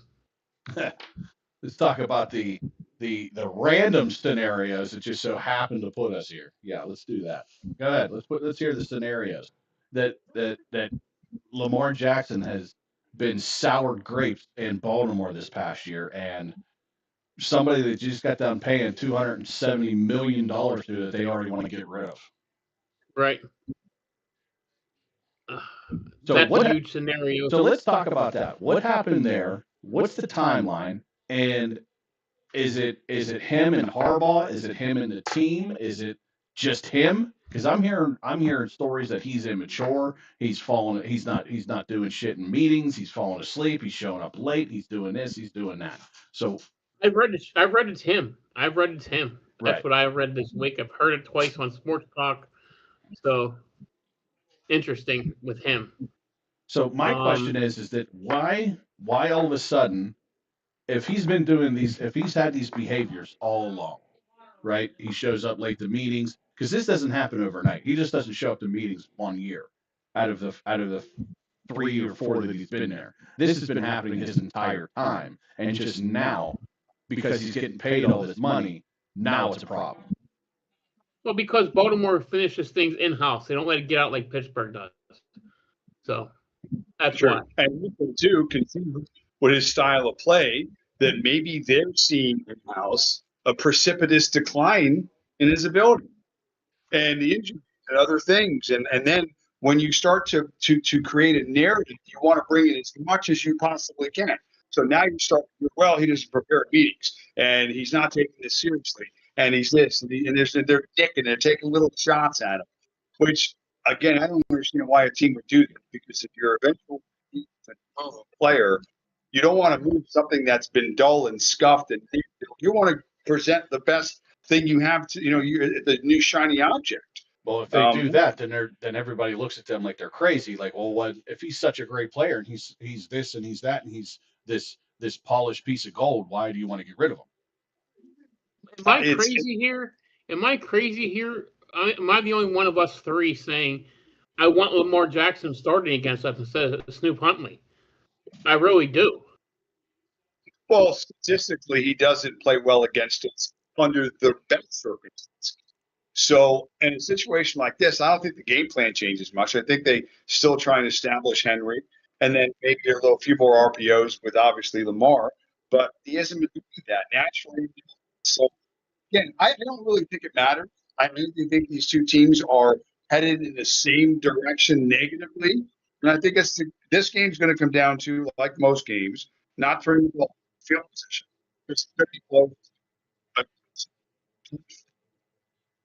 like they always are.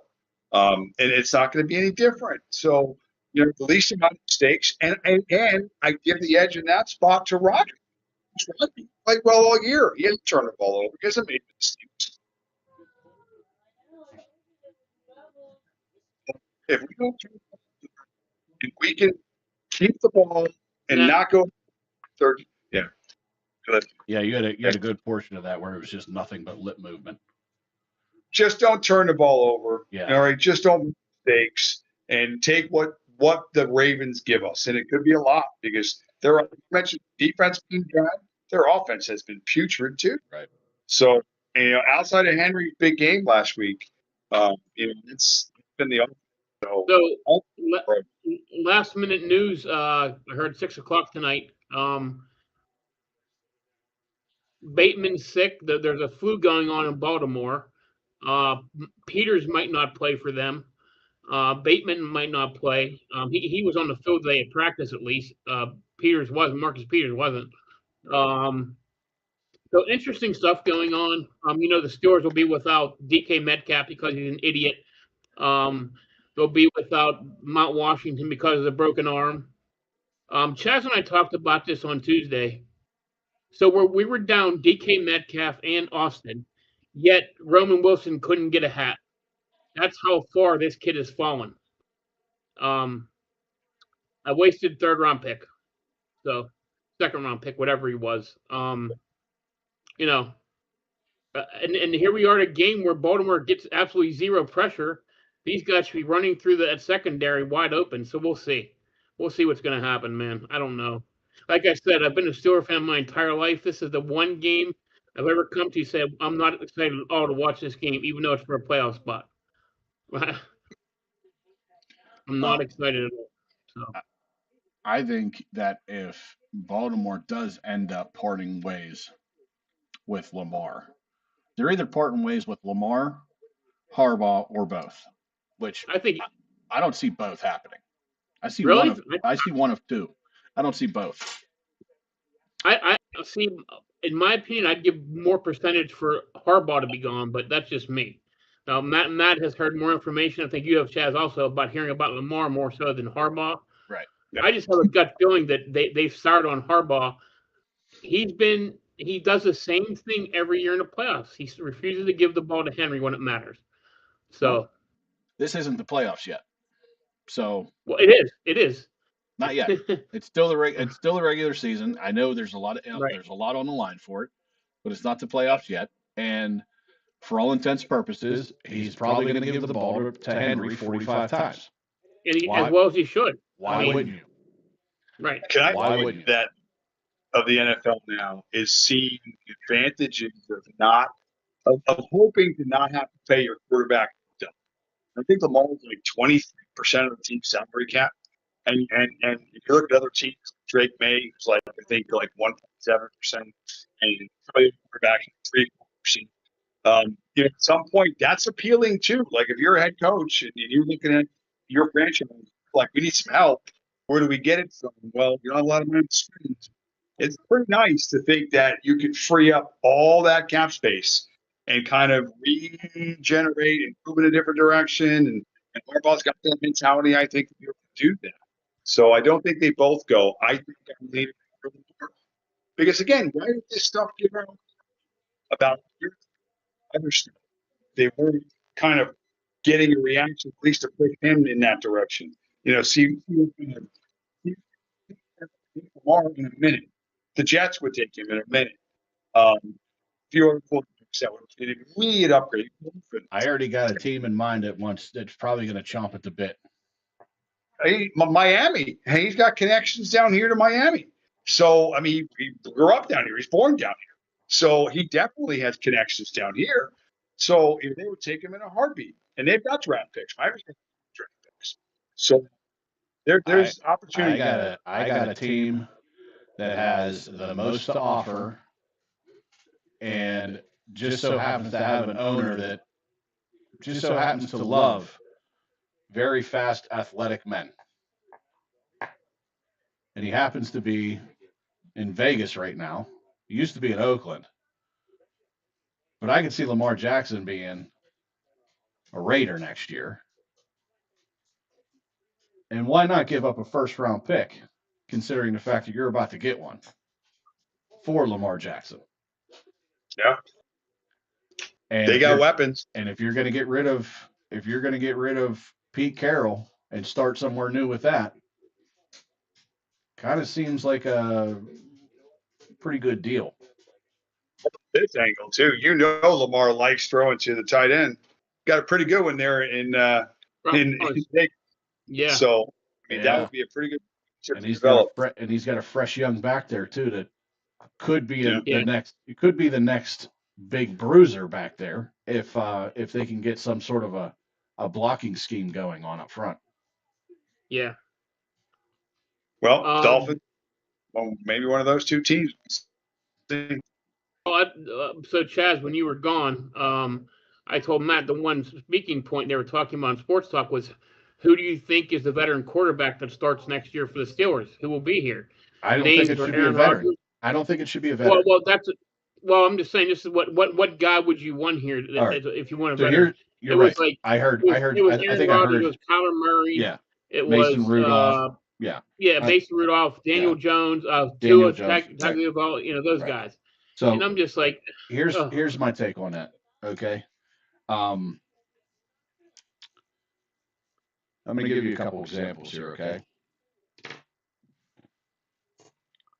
Everybody's talking about a veteran. Bring a veteran in. Bring a veteran in. All right. Ben Roethlisberger, Patrick Mahomes, Tom Brady. 3 guys that nobody knew who the hell they were or what they could do. But you let them start, and you let them play. Now, granted, all 3 of those guys came in off of injuries. Fine. You had to start them.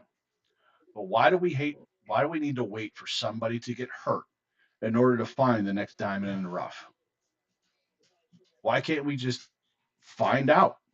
Put them in.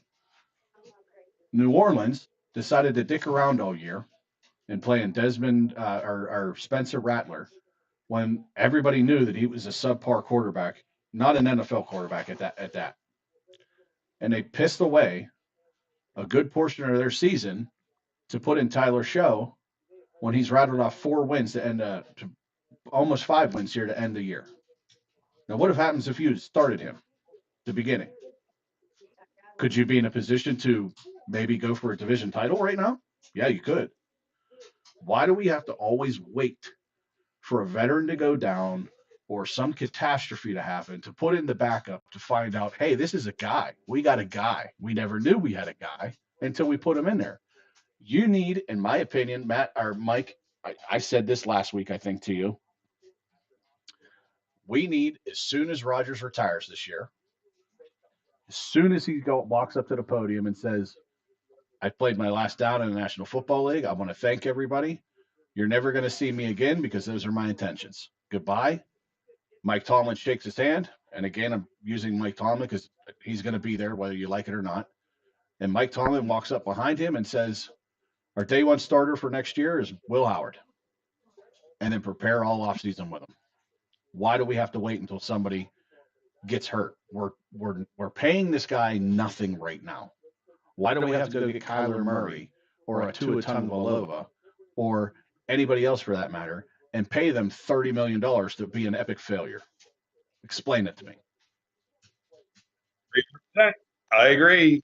If you're not going to get your quarterback and you're not going to get him through the draft where you have to pay him, then what do you do in your rear?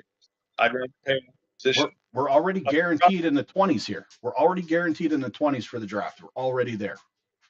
So just like we are every year, mediocre. End of the draft pickups.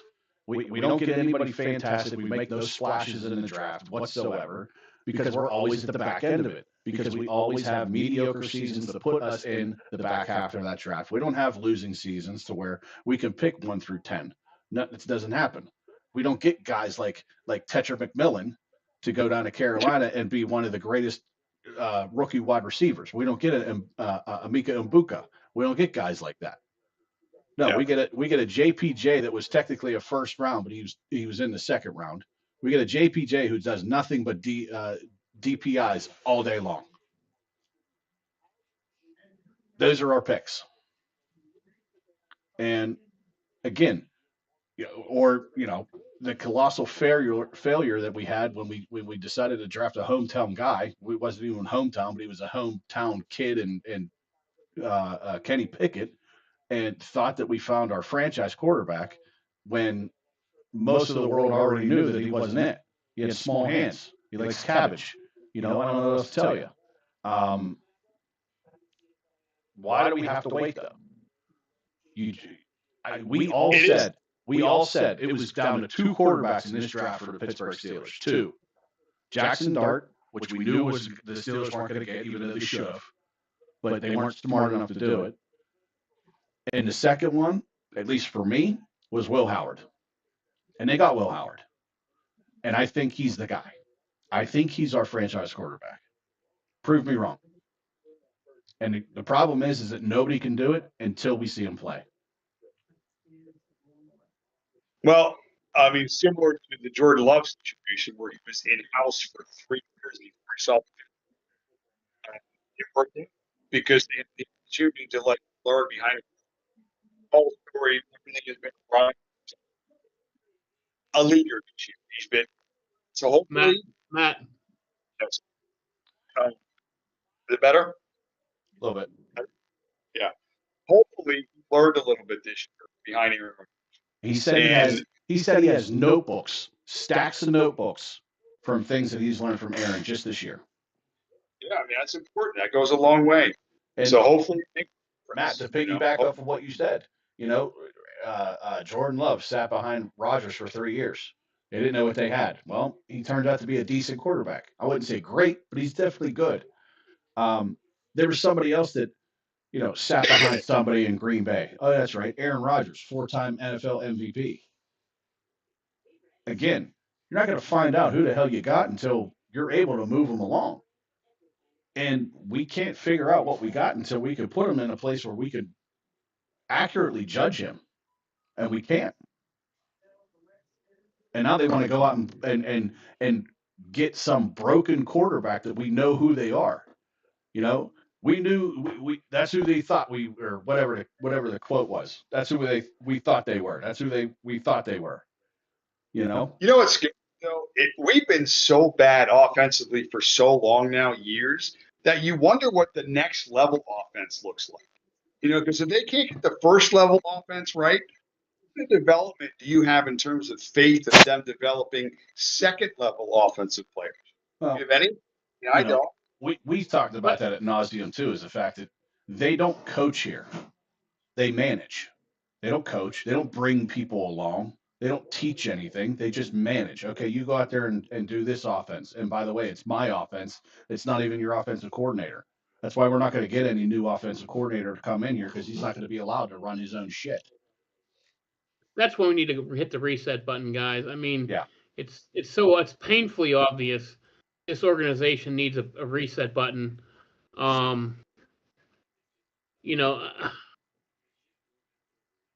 don't know. I'm just dumbfounded by where we're at. We're at the same exact position we were at this time last season. And we're going to be that same situation going into the draft, going into next season. Again, we ended this year the way we started with odd number 2. With we got some youth on the defensive line, which was nice. We still may be in the market for a tackle, though Dylan Cook has looked very good in his time there. Roderick Jones might have played his last down as a starter for the Steelers. We found 2 running backs who are capable. You got to bring back Kenneth Gainwell, in my opinion, on a contract. He has earned it. So, the guy certainly earned it. I mean, just a lot of questions, and not pleasant ones to talk about. So, no. And that's the great part, is we get to talk about it. So, I think the next thing that we have to talk about, because considering the fact that once this is all said and done, we're going to know exactly what the storylines are, and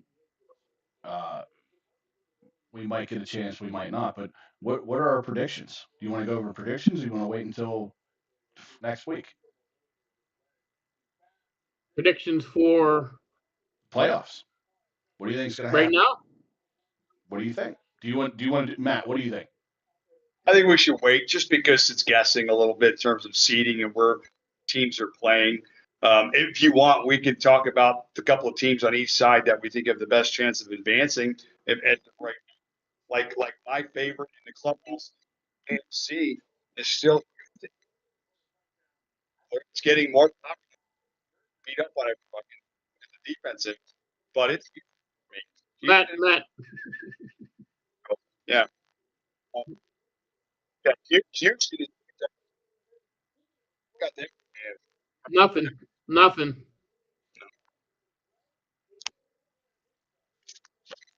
How about that? Try turning your phone sideways. Well, we get more of you. Hello. All right. Now try having a thought.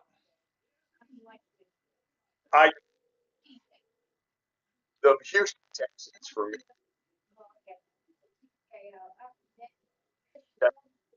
No, Nothing. no, Nothing. that didn't work Nothing. either. No, that didn't I work heard either. Houston Texans. Yeah. You talk for a while, and then I'll jump in. There you go. No, it's working now. Houston thing. Houston, you said Houston to win the whole thing. The whole thing. Yeah. Okay, well that's definitely a prediction there. If they get there, I got a 50% chance.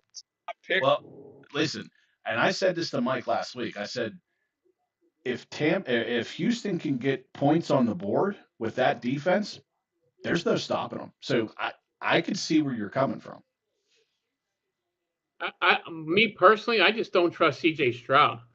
I think he's bad. I don't think he's a very good quarterback, and he has some weapons there. And they won last week, 20-16 against the Chargers. But take away those two big plays in the first quarter, he did nothing after that. He almost gave that game away. Mike, if you and take away running game, if you take away one of their touchdowns, they lose that game. So right. I mean, I just C.J. Stroud, man, I cringe. I cringe. Yeah, that's funny.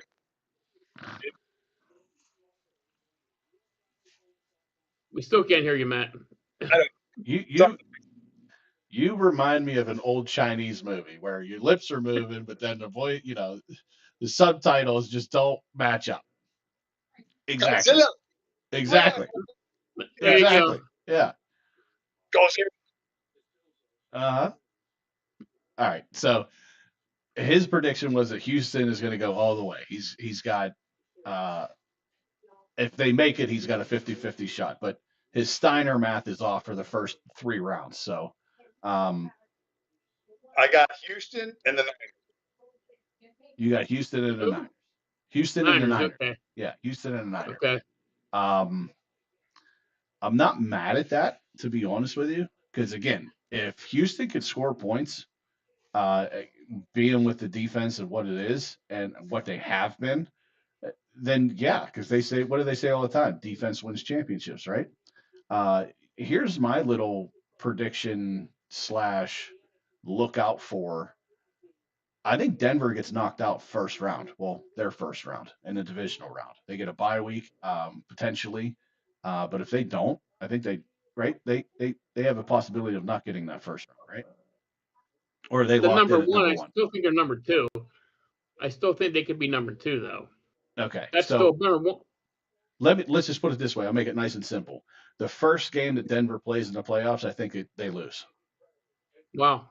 Okay. I don't trust that offense whatsoever. And the offense has been shaky. We talked about this with the Chiefs last year in their defense. It came true when the biggest game came to be in the Super Bowl.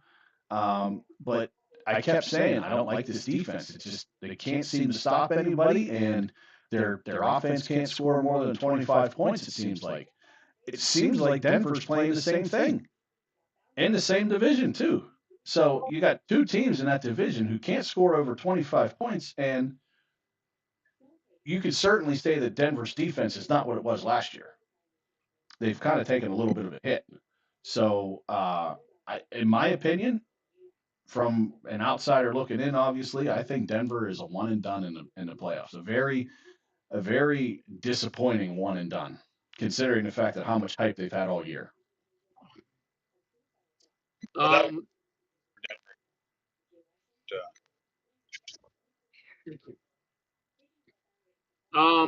the one team that I still go back to, who to me is going to make a lot of noise. It's not a stretch by any means. I think the Rams are a team no one's going to want to play. I know they lost to the Falcons and they lost to the Seahawks, but I just think they're going to put it together. And the one team, the AFC, the Jaguars, man, they're a scary team right now, and it blows my mind they've been talking about them that much. Yeah. Trevor Lawrence is really playing some good football. Mike, you're what, one win away from having your prediction come true and Jacksonville win in the South? Yeah, amazing. Yeah.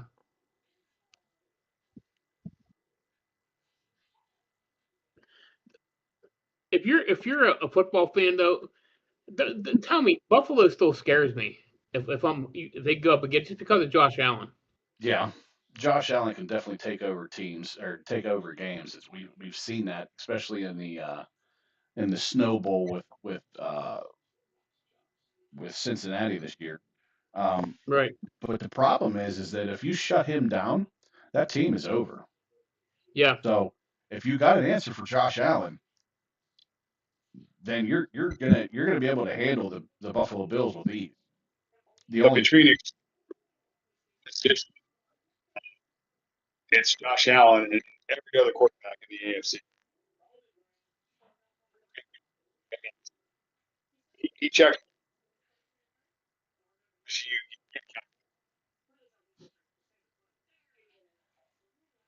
Dad, you cracked me up, man. Cracked me up, buddy. I always think that something prophetic is going to come out of that mouth, and then nothing does. So I'm always sitting there like anticipating, like, oh, never mind, it's nothing. Never mind. Yeah, we're not hearing, we're not getting anything from it all. Unfortunately, this is a tough night for you, bud. Sorry. It is. Yeah, we had all That's this, about right. There you go. Yeah, we had all this hope that Matt was going to bring the show together, and here you are. Yeah, he just fumbled. Yeah.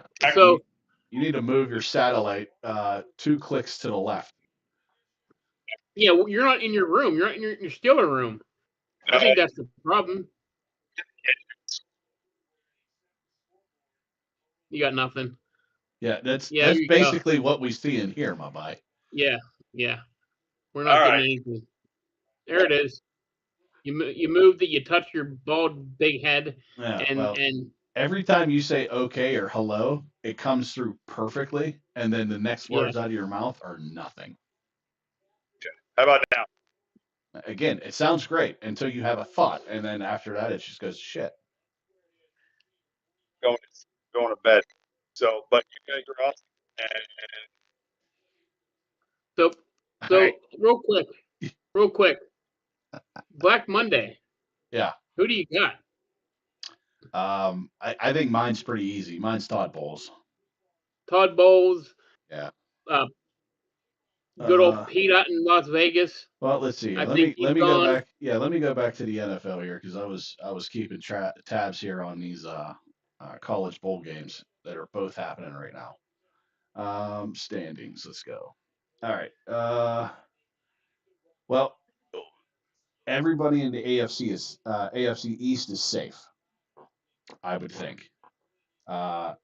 Did he officially log off, or is he trying to? Oh God! Oh Jesus! And now we can hear you. Can you really? Yeah. Oh my God. Okay. You scared the shit out of me whenever you turned your camera off, then you turned it back on. Oh my God. What's the news on McLovin in Miami? They keep him safe. He's safe. They came out 3 weeks ago and said he was safe. Wow. Yeah. That's why I said I think you could say that everybody in the AFC East is safe. They're not getting rid of Aaron Glenn. They're not getting rid of Vrabel, obviously. They've already said that they're not getting rid of McDaniels. And I guess the only one that you can – no, I said McDaniels. They're not getting rid of McDaniels. The only one that would have concern would be McDermott, right? Right, yeah. So my guess is if Buffalo does end up making it to the playoffs and loses the first round, he's probably gone. I could see them certainly parting ways with him if they're a first round knockout. Well, Tua is definitely done. Yeah, Tua has played his last downs in Miami. I think they've already discuss that too. I think the bigger question here is the AFC North. All four could be gone. All four. I think at least two are Realistically, gone. realistically, all four are not gone. I could see three of the four, and I'm almost 100% that two of the four will be. Right. I think the Bengals and the Browns are both having new head coaches next year. Yeah, I'm with you. So there's two there. So there's a possibility now of three teams. Right. AFC South, you got Tennessee, Indianapolis, Houston, and Jacksonville. Jacksonville obviously is a lock. Houston obviously is a lock. Indy, new ownership there now. Not going nowhere. He's not going anywhere. New ownership now. Yeah. New ownership, different relationships. It's not the old. It's not Jim now anymore. So No. that relationship. They're even saying that Chris Ballard could be gone. Their GM. Wow. Yeah. That's crazy. Right. So there's noise in Indy right now about. Right now, it's more about Chris Ballard than anybody. Right. And then the last one is Tennessee. Right. Well, they have a search they put together already. They started today. In Tennessee? For a new head coach. Yeah. Okay, so there's four. Yeah. And then you move to the AFC West. Denver, locked. LA, locked. Kansas City, locked. Vegas, probably moving on. Bye-bye. Yep. Right? So there's five. There's our minimum five just in the AFC. And then in the NFC East, Sirianni, I think he stays. Dallas, Schottenheimer, I think he's a lock. Washington, Dan Quinn. He's fine. I can see them moving on, but with the injuries that they had, he's safe. He had too many injuries. He's fine. And New York has already fired their guy, so they're just going to be looking for somebody new. So Mike Tomlin, new head coach of the New York Giants. We couldn't be that lucky. Oh, that'd be amazing. Yeah, we couldn't be that lucky. NFC North. Here's an interesting one. Chicago is safe. Detroit more than likely safe. Minnesota, again, probably 70% safe. Again, nobody's actually really 100%, but Minnesota 70 to 80% safe. Green Bay, Matt LaFleur. I'm hearing rumblings from Green Bay that Matt LaFleur might not be as safe as people think he is. Well, that would be a shock. It would be a shock. I agree. But I'm hearing that Matt LaFleur's name could be one of those Black Monday deals. Well, in this case, after the playoffs, depending on how the playoffs go, which I think we can all assume that they're not going to make it to the NFC title game or the Super Bowl.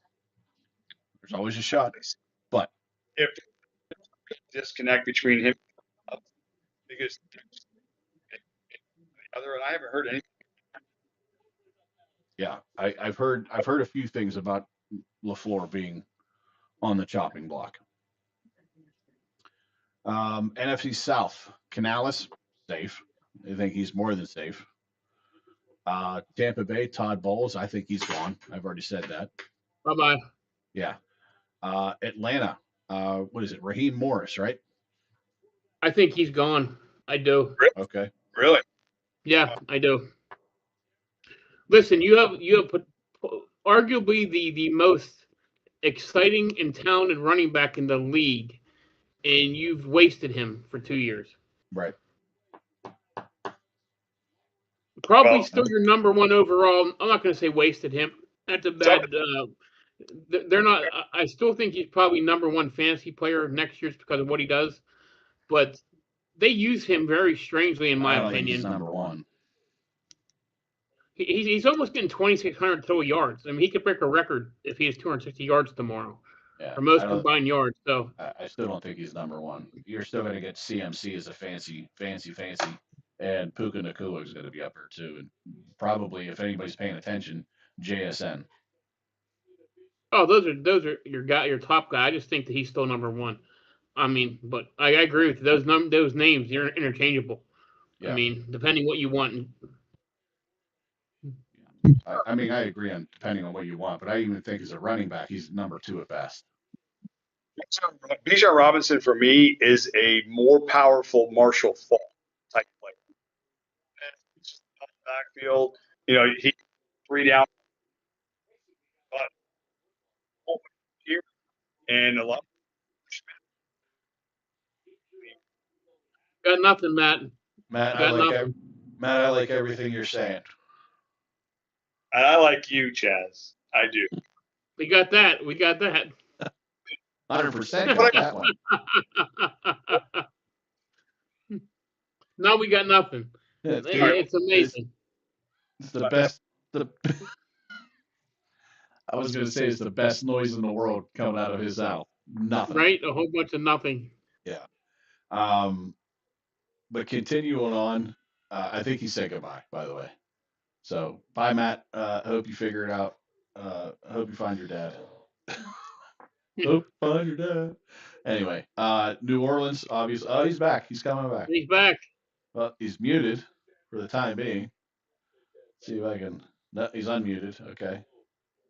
Is he back? Hey, can you hear me? Well, we heard you that So time. far. We'll see how it goes. So, I'm hot.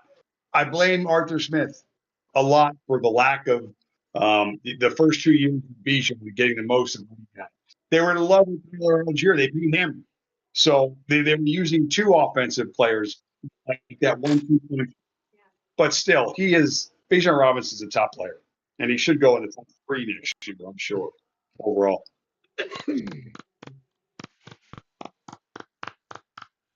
We heard a full thought out of you tonight. This is awesome.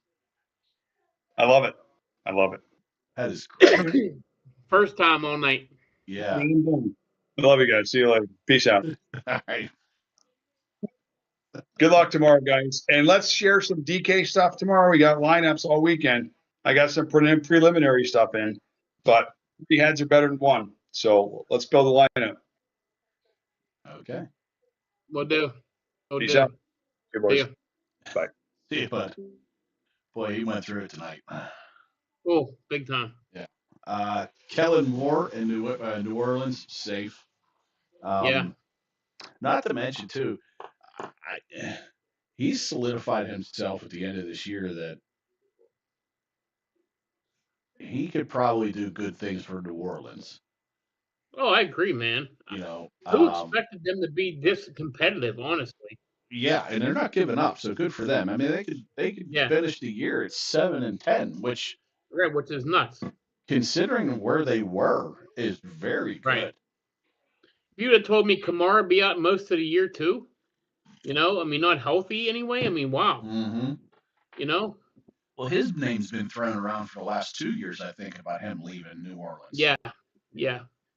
So absolutely. Seattle, Mike McDonald, he's 100% a lock. Yeah. Kyle Shanahan, I don't think he goes anywhere. No. Even if they lose, I don't think he goes anywhere. Right. Sean McVay. Interesting, Sean McVay. Because if we're not mistaken here, there was rumblings about him retiring last year. There was. So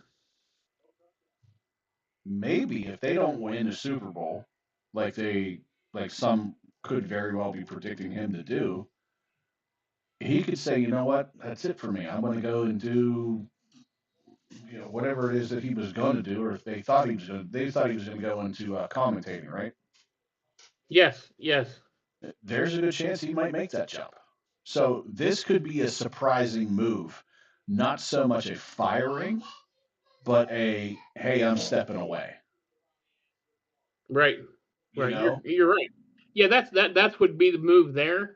I'm really curious about, because like you said, there was a lot of rumblings that they didn't know he was going to come back. Right. Now you say that now. So what happens if the Rams make a deep run and Stafford decides to retire? Does he come back without Stafford? True. And not to mention, I mean, let's take a page out of the Steelers book, and Super Bowl 40. They could have 2 guys walking off into the sunset. Right. on a high note, Right. right? So you can Yes. have your starting quarterback and your head coach both say, we're one's retiring and the other one's walking away because I've won 2 Super Bowls. I don't need this anymore. I don't want to do this anymore. I want to have a more of a cushier job or whatever the case may be. And he decides that at the end of the year, he's done. Possible. Like we said, we've heard rumblings that he was going to, that there was a possibility that he was. So Right. it still could be the case. And then the other one is Arizona Cardinals.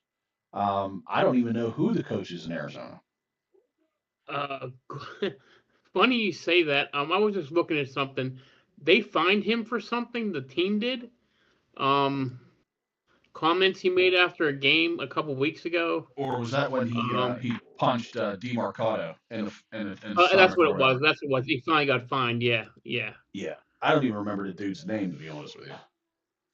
Right. Yeah, that I don't even know what the hell his name is. So let me see. I could see Arizona moving on from him for not only the poor play at 3-13, but what appears to be his attitude. Right. Right. Who in the fuck is their coach? Well, look it up, Mike. For crying out loud. I'm going to. Do I have to do everything?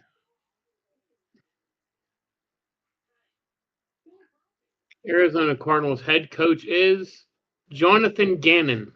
Oh, Gannon. That's their head. Yeah, that's their head coach. Okay. You know what? He has been their head coach since 2023. No, yeah. He might be gone. That's a lie. Yeah, he's lost. Well, he hasn't won many, so only won 3. But obviously he's on a schneid. He's lost his. Well, there's a report. There's a report 8, just 9? Came out that the Cardinals have made a decision on Jonathan Gannon. He will be coming back next year. From the Cardinals beat writer, supposedly, he will be coming back next year. So you got to pay attention to the beat writers because they're in the know. Yeah. That's surprising to me.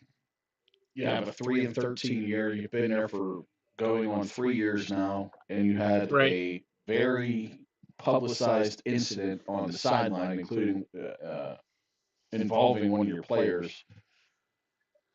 I don't know. To me, that sounds like a recipe to get fired. But what do I know? But then again, the beat writer, somebody could be feeding a beat writer something, and then making him think he's okay, and then Monday morning he's walking into, hey, get out, your key don't work no more. Right. Yeah. So, I don't know. Let me just take a look at something else before we decide to move along here. Jumping into college here for a second. So we have this all stuff here.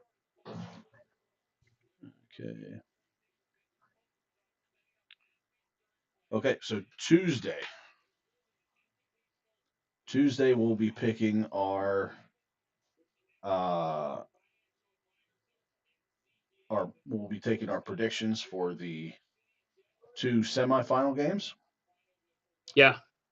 And then after that, we are not playoff picking game. any yet. Well, let me see. We have the national championship game will be on the 18th. 19th, yeah. So Tuesday we pick the 8th and 9th games.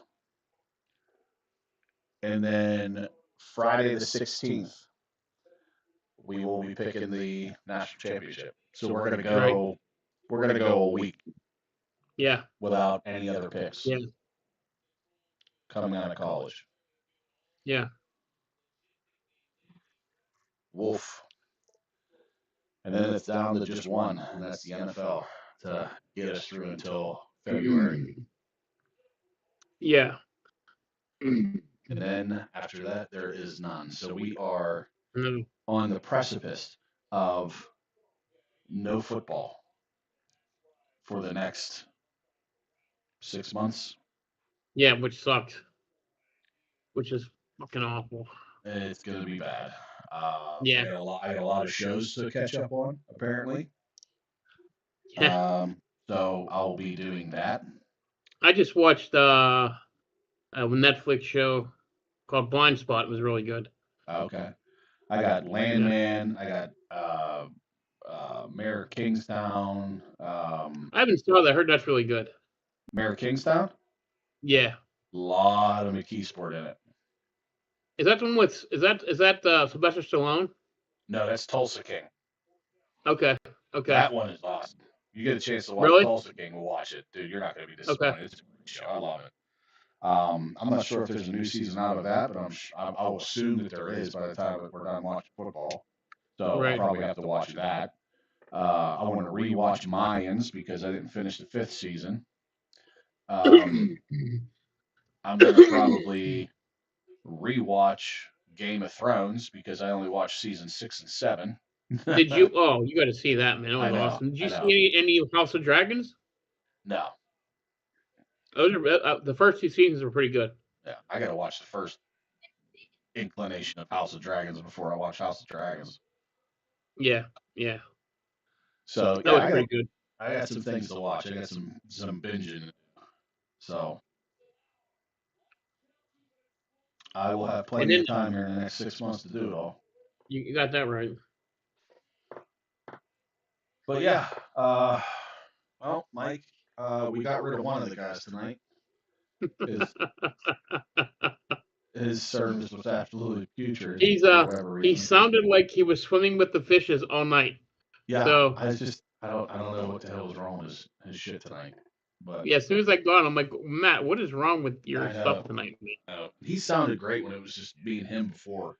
Or actually, he did. Really? I kept telling him, well, not really, but I kept telling him, like, I don't know what your deal is, but I can't hear you. Right. And I mean, he was in the same location that he's always in. He didn't change anything as far as I knew. He had a stand that he was using, and the only thing I said was make sure that the stand isn't blocking your speakers or your microphone. Right. And he took it out of the stand and he set it up, and then he had issues all night long. So I don't know. Wow. Hopefully, whatever it is, it gets figured out on either our end or his end. I don't think it was our end because I had nothing here saying that it was him. So I don't know. But Mike, you got any last thoughts there? I think we covered about everything we wanted to talk about. I think tomorrow is a great day for football. 2 exciting games, which mean a lot. Yep. And Sunday. So Sunday is Sunday. You're right. Not too sure what Sunday is going to hold. There's going to be a few good games that we're probably going to be able to see, which is going to be great. And then we all get our hearts ripped out of our chest right in front of everybody's eyes while we watch Sunday night football. Yes. Yes. Like I said, the only time in my life I've not been excited to ever see a game, Yeah. And I saw some bad teams, and this I'm just so frustrated with the organization, with the teams, with the coaching. Thank God for Aaron Rodgers. You know, if anyone could pull us through this, it's him. And decision making. Yep. I don't know. He did. He played his best games when he was allowed to go out there and call the plays on the fly. Right, and one of them was against Baltimore. Right. You know, so. And obviously, last week that didn't happen when they played. Right. When they played Cleveland. They played scared. Mm-hmm. So. Yep.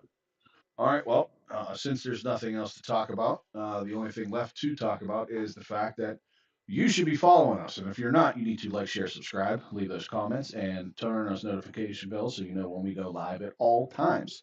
And drop us some comments. We want to see you. We want to hear you. We want to talk with you. So don't forget to do that. And again, like Mike said, enjoy the weekend. Enjoy the football.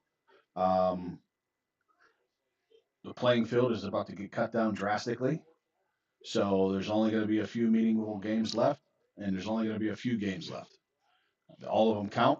So watch them all, enjoy them all, and until next time, good night, everybody. See you later.